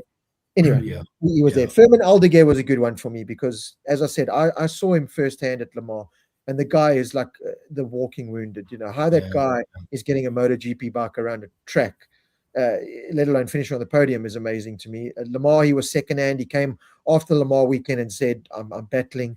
I questioned how he would be going into Catalunya. Was very much under the radar, and he was he was one of the riders, probably the most, that took advantage of this. Right, these big players are out. There's all these question marks. Riders are feeling a bit fragile at the moment. The environment's intense. I can get something out of this, and credit to him. He did second overall after the Jean Mir penalty, and for a rider that had no preseason, as I said, still walking injured, brilliant weekend for him. Yeah, it just shows the talent of him, and he's still a youngster. I just hope, it's a big injury that he suffered, and that's what I've said many times. They don't give it time to heal 100%. Yeah, he doesn't care if he walks with a limp for the next 5 years, as long as he can race. It's going to affect him in life down the line. And that they don't worry about that. I understand that. I just hope that, like we've seen with Rins can hardly even walk, and that's 2 years ago. These guys are under so much pressure, and I know how it is. As soon as we've discussed it, as soon as they can walk again, they want to race. I don't know if it's the right thing. There was also someone mentioned on social media, Pecco Bagnaia had the crash, restarts, gets going, starts feeling dizzy. Just take rugby as an example. Rugby, you bump your head, you got to go do a concussion test. MotoGP rider crashes at 300 k's an hour, does loop-de-loops, goes bollemakissis through the sand, and as long as his bike's okay, get on and ride. There's no, they need to start looking at these are serious issues that need to start being addressed. So yeah, I just think there are quite a few things that this weekend is highlighted, and some of them not too positive, eh? But again, it goes back to my argument, or Pedro's argument, of saying the human elements kind of being overlooked. If we look at Marc Marquez, after he had that big crash at Jerez, had a play 10, went and did a fitness test, had to do 10 push-ups, and he was on a MotoGP bike again. Correct. I think it's exactly what you're saying. I think the riders need protection from themselves. And that pressure of you've got to go out and perform, for your team, for your contract, for the show, for whatever. There's got to be more of that. And where it's going to come from, I don't know. If it is this rider commission just kind of coming more together, and that being an answer, or a Simon Crafar, a former rider, to be in place there to really grab it by the balls and take it. Something's got to give. So hopefully we can see a change there, and this weekend hopefully has highlighted that more so than ever. CP Boortz has a question here: is the tire pressure still a rule for next year?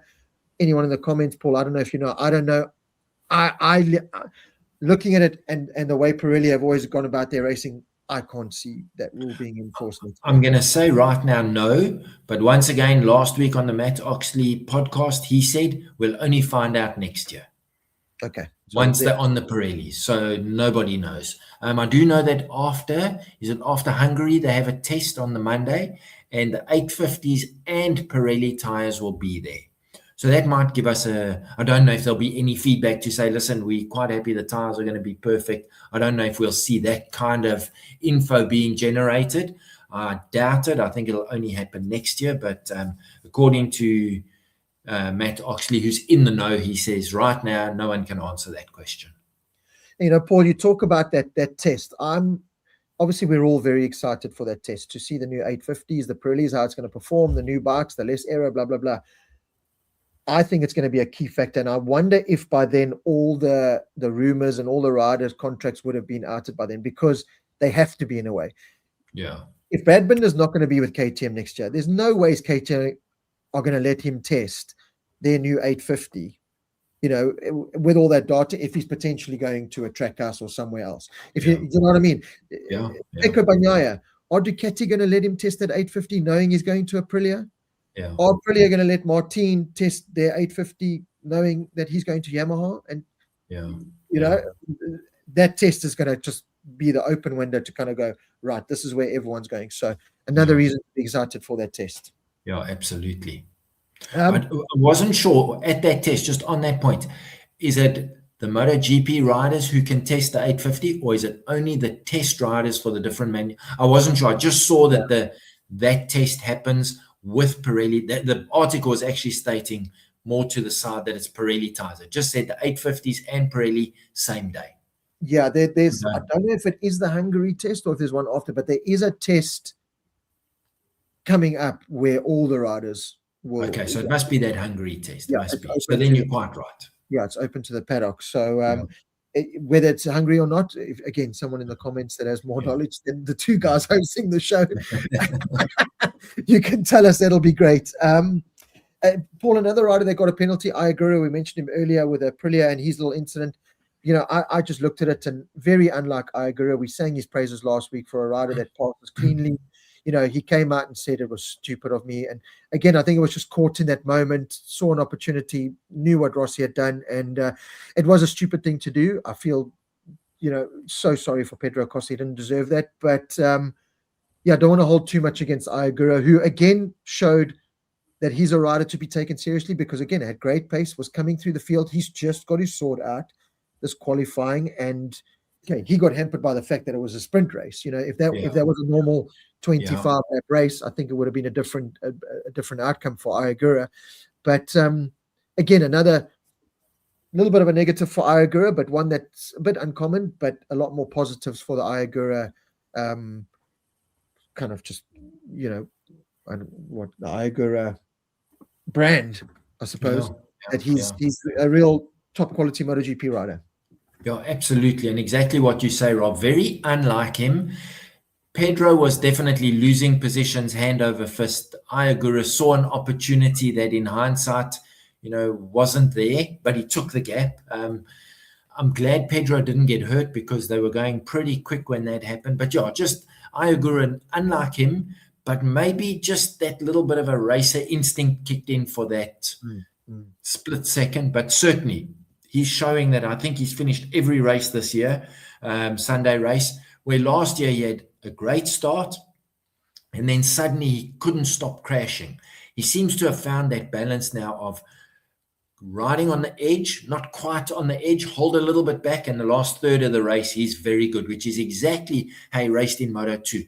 Very seldom was he at the front in probably the first third to the first half of the race. But then he just worked his way through. So he's once again, like Bastianini was on the Ducati, just has that ability to maintain the pace, but not work the tires. And then towards the end of the race, he's very good. So yeah, good for him. And he's certainly upped his game big time this year. That's that, we've said it, Rob, it's that maturity of finding your feet where you are. So last year being the rookie, everything's new, you got to settle in. Now he's done that. And I think a big thing helping these guys get there is definitely Brivio. He knows how to manage that expectation and what they can and can't do and where they shouldn't be. And I think he's really moved Ayagura two steps forward, if not more. And nice to see. And I think Aya's going to have some, there's a lot of tracks coming up where he's going to be deadly fast. And, he's good at the last third of a race. And that's vitally important for a guy like Pedro. You almost guarantee he's got to ride so hard at the beginning of the race to maintain his place. He's burning tires. Zarco, same story. Okay, I don't know if we'll see him again or not for a while. But Zarco, same thing. He had to ride so hard, like last week in France, to maintain fifth position that hopefully he opens up a big enough gap. But Agura, no matter how big the gap is, he seems to be able to close it down. So that's steady, slower opening section and fast at the end definitely works for him. Two comments here from Judah Spree in YouTube. Judah, great comments coming through this evening, and I'm going to touch upon two of them here quickly. The first one is this, with Acosta being allowed to be restarted. It's another talking point, and I'm glad you brought it up, Judah, because we would have overlooked it. Bastianini, technical issues in the first part of the race. So he was forced out of the race pretty early, I think. So he was out. Okay. Pedro Acosta then has his technical issue, which causes the chaos that we all know about. But he's then allowed to restart because the race goes back a lap. So Bastianini was still not in those, so he's out due to his technical issue, not allowed to restart. What do we think, Paul, everyone? Should Acosta been allowed to restart? Because we saw the technical team go straight into the KTM pit from MotoGP, kind of going, listen, guys, what's going on here? What bike's Pedro going to because you've caused this complete and utter mayhem. Obviously questioning, but now KTM surely couldn't guarantee. No, he's going out on his spare bike, and that's fine. Well, you put him on his first bike, and that wasn't fine. So how can you give us that guarantee? Should Pedro Acosta be allowed to restart in that? Because ultimately he was not going to finish that race. Had Alex missed him or whatever, he was out for the technical difficulty. He was out. So his race is done. Got this terrible play of words, but this lifeline through that incident to then restart. I mean, how do we see that? Yeah, Rob, it's a very difficult one. The long and the short answer for me is that's the rule. So he was allowed to start. Because I'm going to go back to the Grand Prix where it was the British Grand Prix last year. Alex crashed on lap 1, Mark crashed on lap 2 or thereabouts. The race rules say if you crash within the first 3 laps, you can restart, even though they were both out. Remember, not Donington, Silverstone last year. So they both restart. People went ballistic. Mark Marquez there. Those are the rules. Pedro Acosta benefited from the exact same rule. The sentiment is 100% correct. He was the cause. His bike had broken. He would never have finished the race had Alex managed to avoid him. He would have been out. Or even if the bike got going again, he would have been stone last and he wouldn't have got points. But unfortunately, there are rules in place that say, go back 1 lap, and as long as you can get the bike back to the pits, which is why Digi had to ride half his bike back, I think that's still a rule, you can start the race. Not the first 3 laps. After that, you've got to get back on your own steam within 5 minutes. So unfortunately for him, I mean, he shouldn't have got back. Possibly what they need to do is change that rule as well and say, get back on your own steam, because he wouldn't have got back if it wasn't for, who was it, Jack Miller and whoever. So your difficult one, unfortunately. I agree with the sentiment. His bike was the problem. He should have been out. Go back one lap. He was in the race, no problem. But the rules are set, just like I say. And even go back to 2 weeks ago when Mark crashed, rode in the pit lane where he shouldn't have, or there was no defining rule to say he couldn't enter the pits from where he did. Marquez, that is. Now they've adjusted the rule to say, no, you got to follow the whole thing. Okay. Different story. So now maybe they need to redress this and say, if your bike has a mechanical and you can't ride it back to the pits, you're out. You ride it, no help from someone else, maybe help to push start it. So I don't know, they need to look at it, but I agree with the sentiment. He shouldn't have been, but the rule says you can start. So it's benefited Mark, and I didn't complain last year. Now it's benefited Pedro. Right or wrong doesn't matter. That's the rule, and they deal with the rules.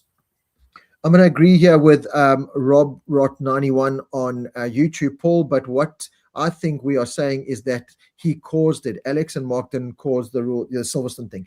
And this is where I'm going to agree 100%. But the rule says go back a lap. Yes. The rule doesn't say what happened on lap 14. It says because of the accident, the red flag, we go back a lap. And his bike was running perfect. So I fully agree. I think it was, he should have been black flagged because he was the cause. Yes. But unfortunately the rule, and I hear that sentiment is 100%. Mark and Alex, it was their own doing, didn't hinder anyone else. But the rule is the rule, and I can't say, oh no, I think it's bullshit. I mean, rubbish, and he shouldn't have been allowed. When I was quite happy that Mark and Alex were allowed to restart last year. So unfortunately, I think there are a lot of things that need to be re-looked at. So that's 100% sentiment, but the rule stipulates it's not this lap, go back a lap.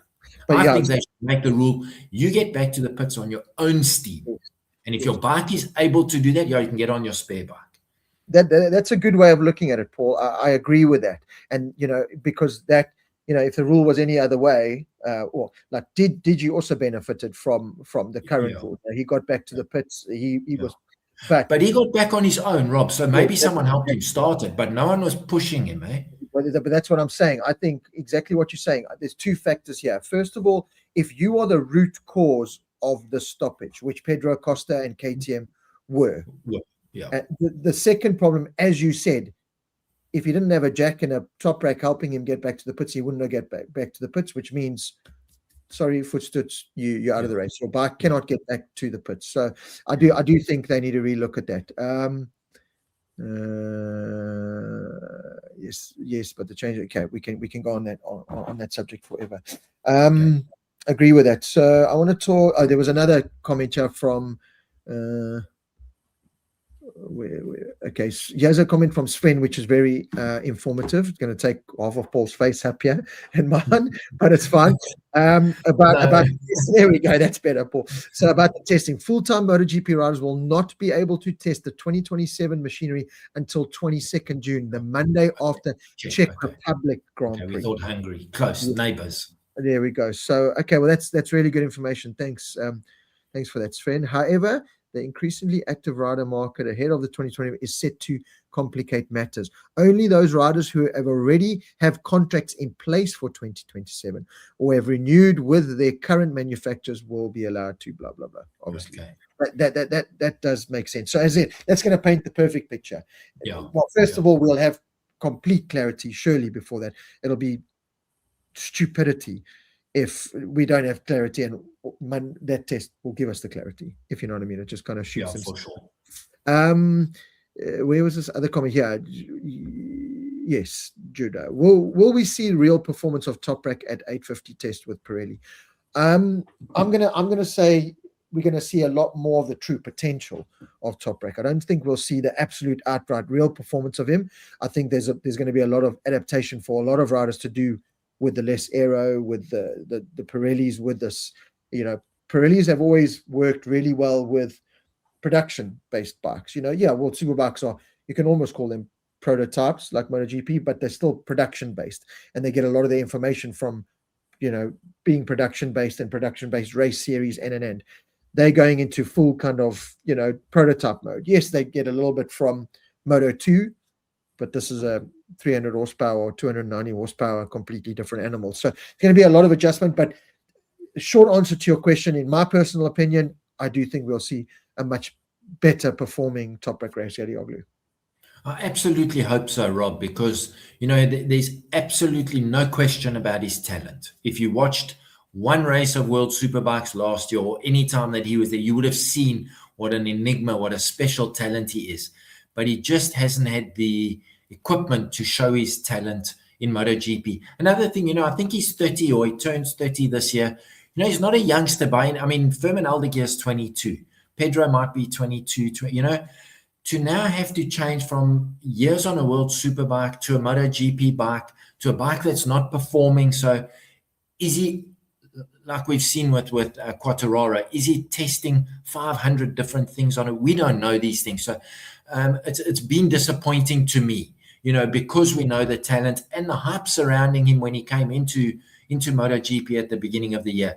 And he just hasn't had that ability or the equipment, I'm going to say, to show us how good he really is. So let's hope that the 850, everyone's on a level playing field. The Yamaha is more competitive. The Pirelli tires, he adapts quicker maybe than some other guys. I really hope so, because I have absolutely no doubt how good he is.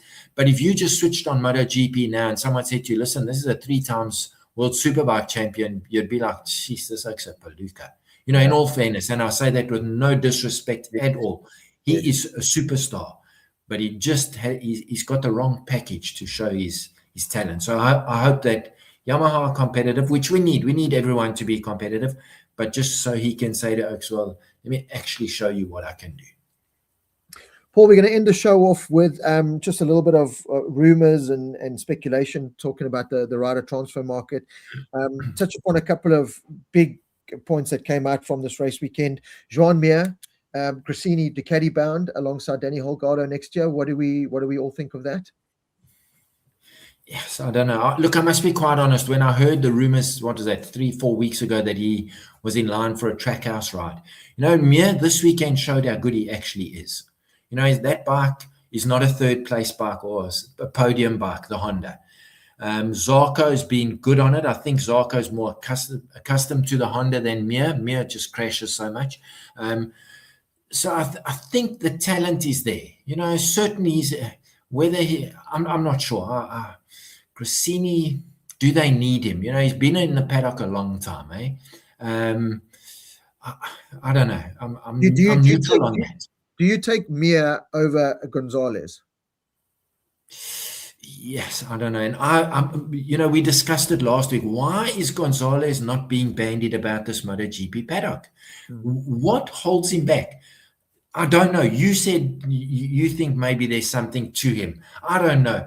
Me personally, I've said it how many times? Remember 2-3 years ago, I said, Honda, put new people on the bike. Start with a clean slate. Gonzalez would be the perfect guy.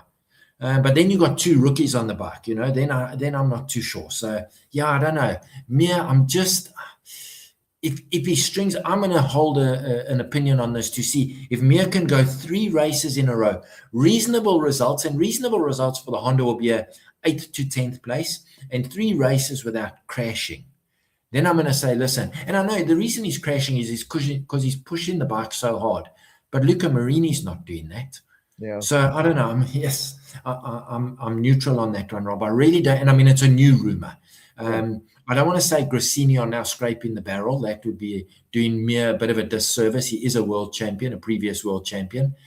But yes, I'm not sure. I really, honestly, to go from Fermin Aldeguer to Joan Mir, it's a step backwards in my book. Honestly. Never mind Alex, take Alex out of the equation. He was never bandied about from long ago. He was going to be a KTM rider. Yes. Yeah, I don't know. Yeah, I don't know. You tell me your opinion. I'll give you my opinion straight off this comment. Grant Gibson, Rob, please give a shout out to Darren. Please, he is doing amazing things and loving life. Grant, at the start of the show, we did mention Darren Binder and the other South African riders in the Moto America Championship. We've even had Dominic Doyle, one of those riders, join us in the show. And it is, we touched upon, it's just brilliant seeing Darren Binder smile, being appreciated in the paddock that he really is. And as you've just said, you're really proud of him. It's just great to see. Great to see Darren Binder smiling and in his happy place. Just let Grant know the show starts at 8, eh? Yeah, Grant, we started Just kidding. a long time ago. You've missed it. If you're only joining now, you've missed a lot. But the luxury of it is you're in the land of Facebook. You can rewind or you can go to YouTube and watch the whole thing whenever you like.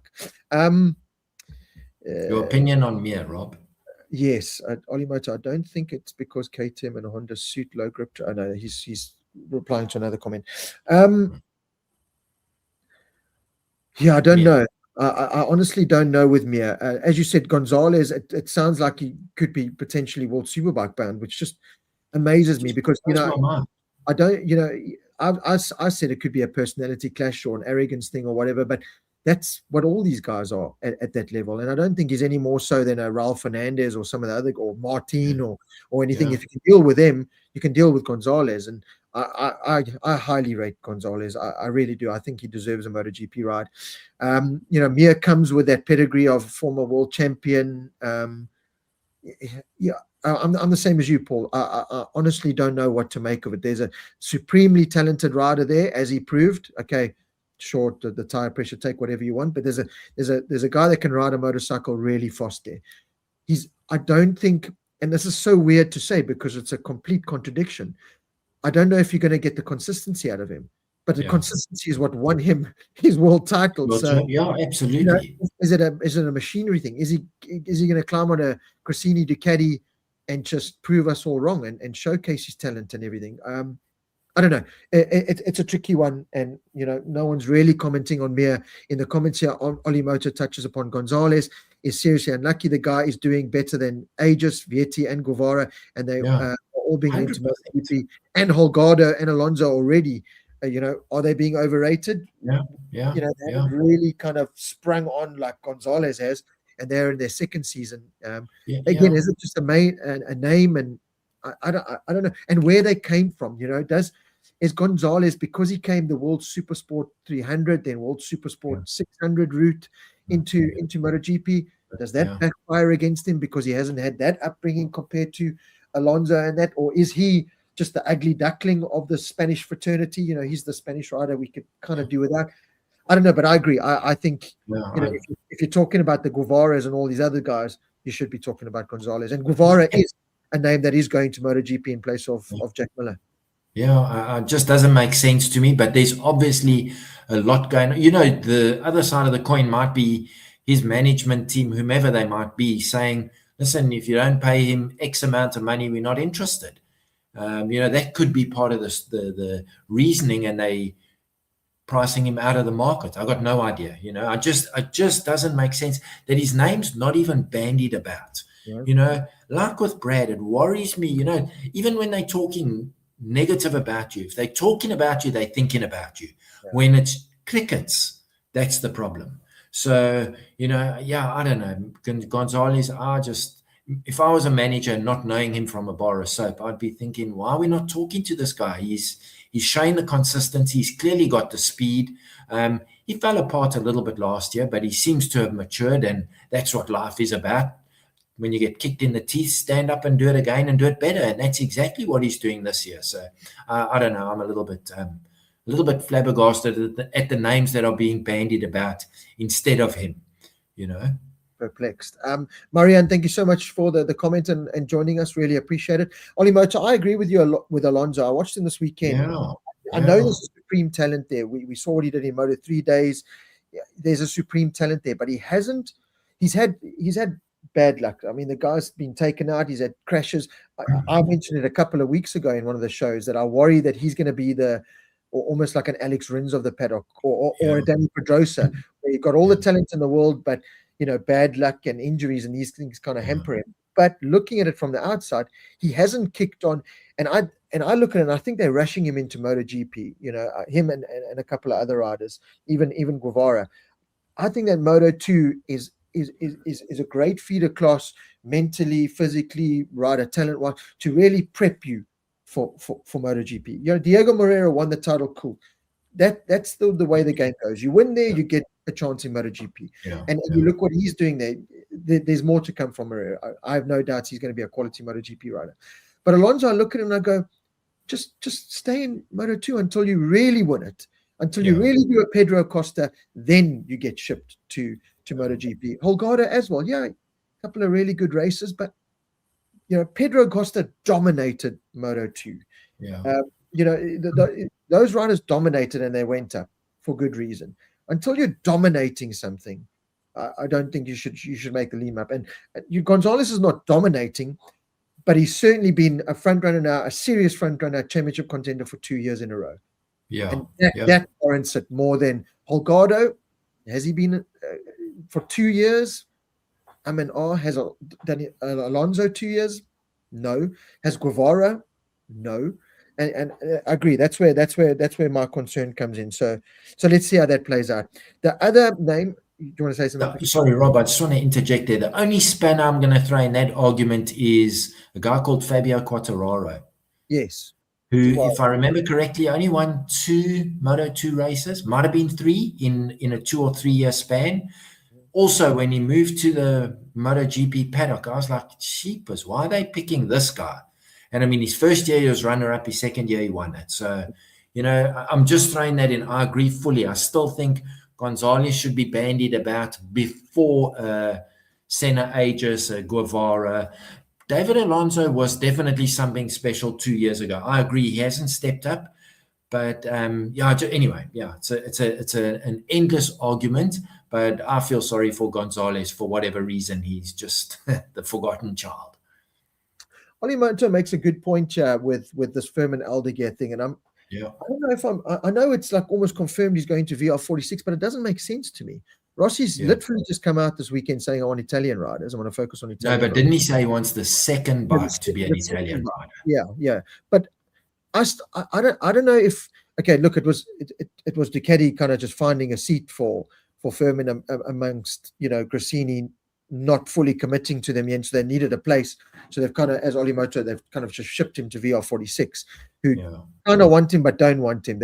I think they would rather have, you know, a Marini and a Celestino Vietti. I think they would rather have 2 of their own choices. But if they want to stay with Ducati and have Ducati machinery, this is the game you've got to play. And that's what Gresini were kind of arguing, is like, well, we're getting rid, you know, we're losing Alex Marquez and you want to give us Danny Holgado type thing. It's not good enough, but they seem to have sorted that out. So let's wait and see how that plays out. But I'm still kind of on the fence. I wonder if that's also just as you said, if the Marc Marquez situation really does deteriorate, cool, Aldeguer's then got a spot. But a quick one, if memory serves me right, wasn't Frankie Carcetti his crew chief when he won at Suzuki? John Mir, yes. Yeah, so that could be a good link up again, eh?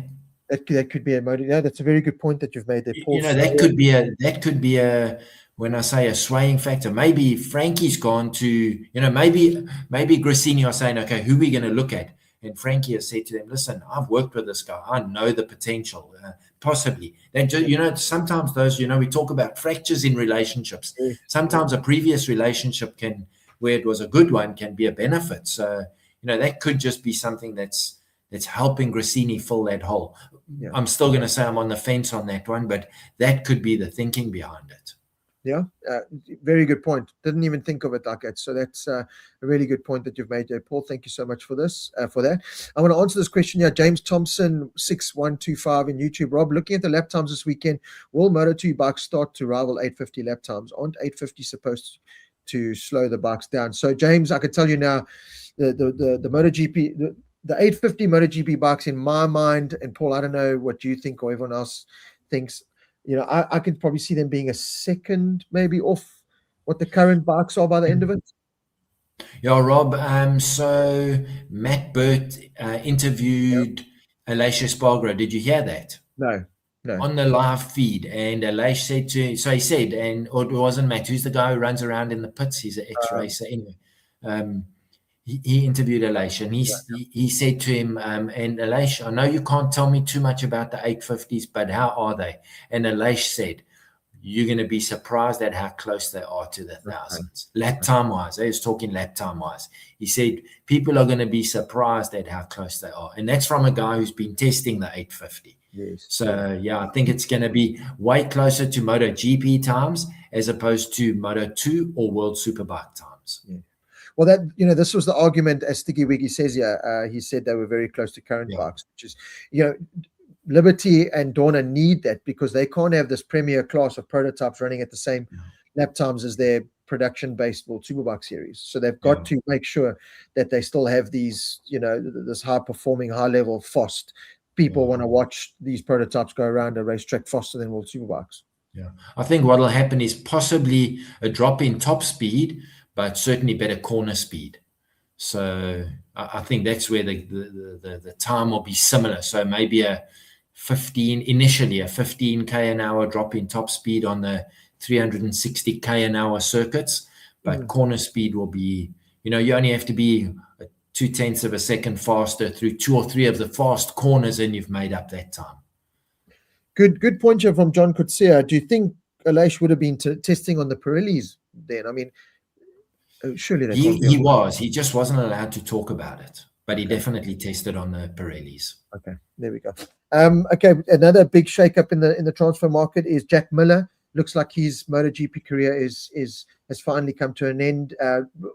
Almost looks sealed that doesn't have a ride with Yamaha next year. Guevara, the Pramac Moto2 rider, looks like he's going to be taking that spot. You know, a sad way to see Jack kind of go out in many ways. Again, a rider that potentially didn't, you know, live to his full potential. But again, looking at the comments, you know, people talking about how riders have been rushed into MotoGP and it's wrong.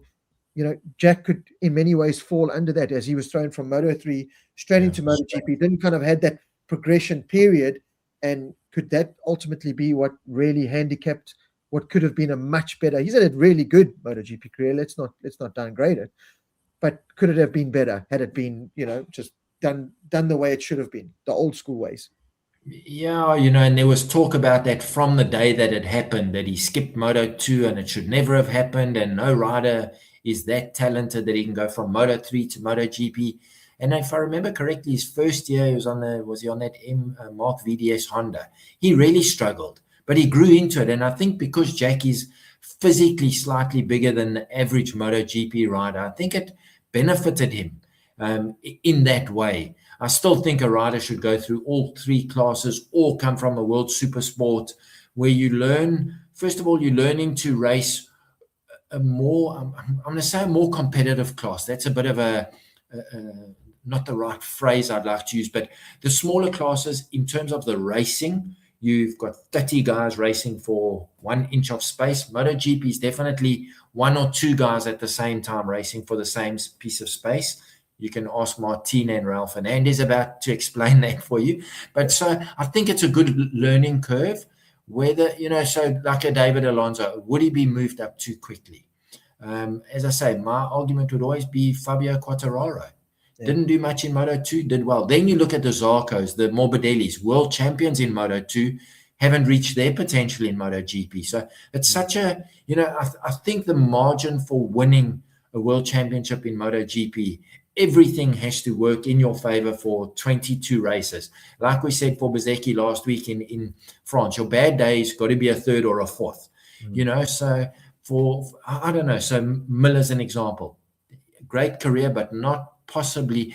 Did he reach what was his maximum? Zarco, has he reached his maximum? Morbidelli, I think they have, Rob, because they never progressed better than that, where you get a guy like De Gea and Antonio who suddenly he's reaching his potential. Yes, so I don't know, it's a difficult one. So I think each rider gets to a ceiling and it's very difficult for them to move through that at a point. Fully agree with you, Paul. That's been great insight again, this show from yourself, from everyone in the comments. Thank you so much.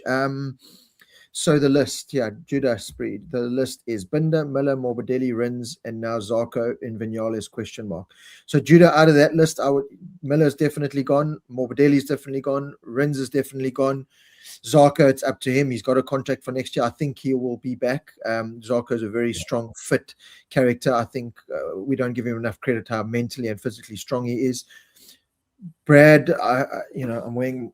Let me get your comment gone. I'm wearing my Brad shirt because I think he has more to show, and I really hope he can show it. We've spoken about it, so I would say that's a question mark. And Vinales, I would say, is still a question mark. I would say Vinales has got the Vinales brand that's keeping him there.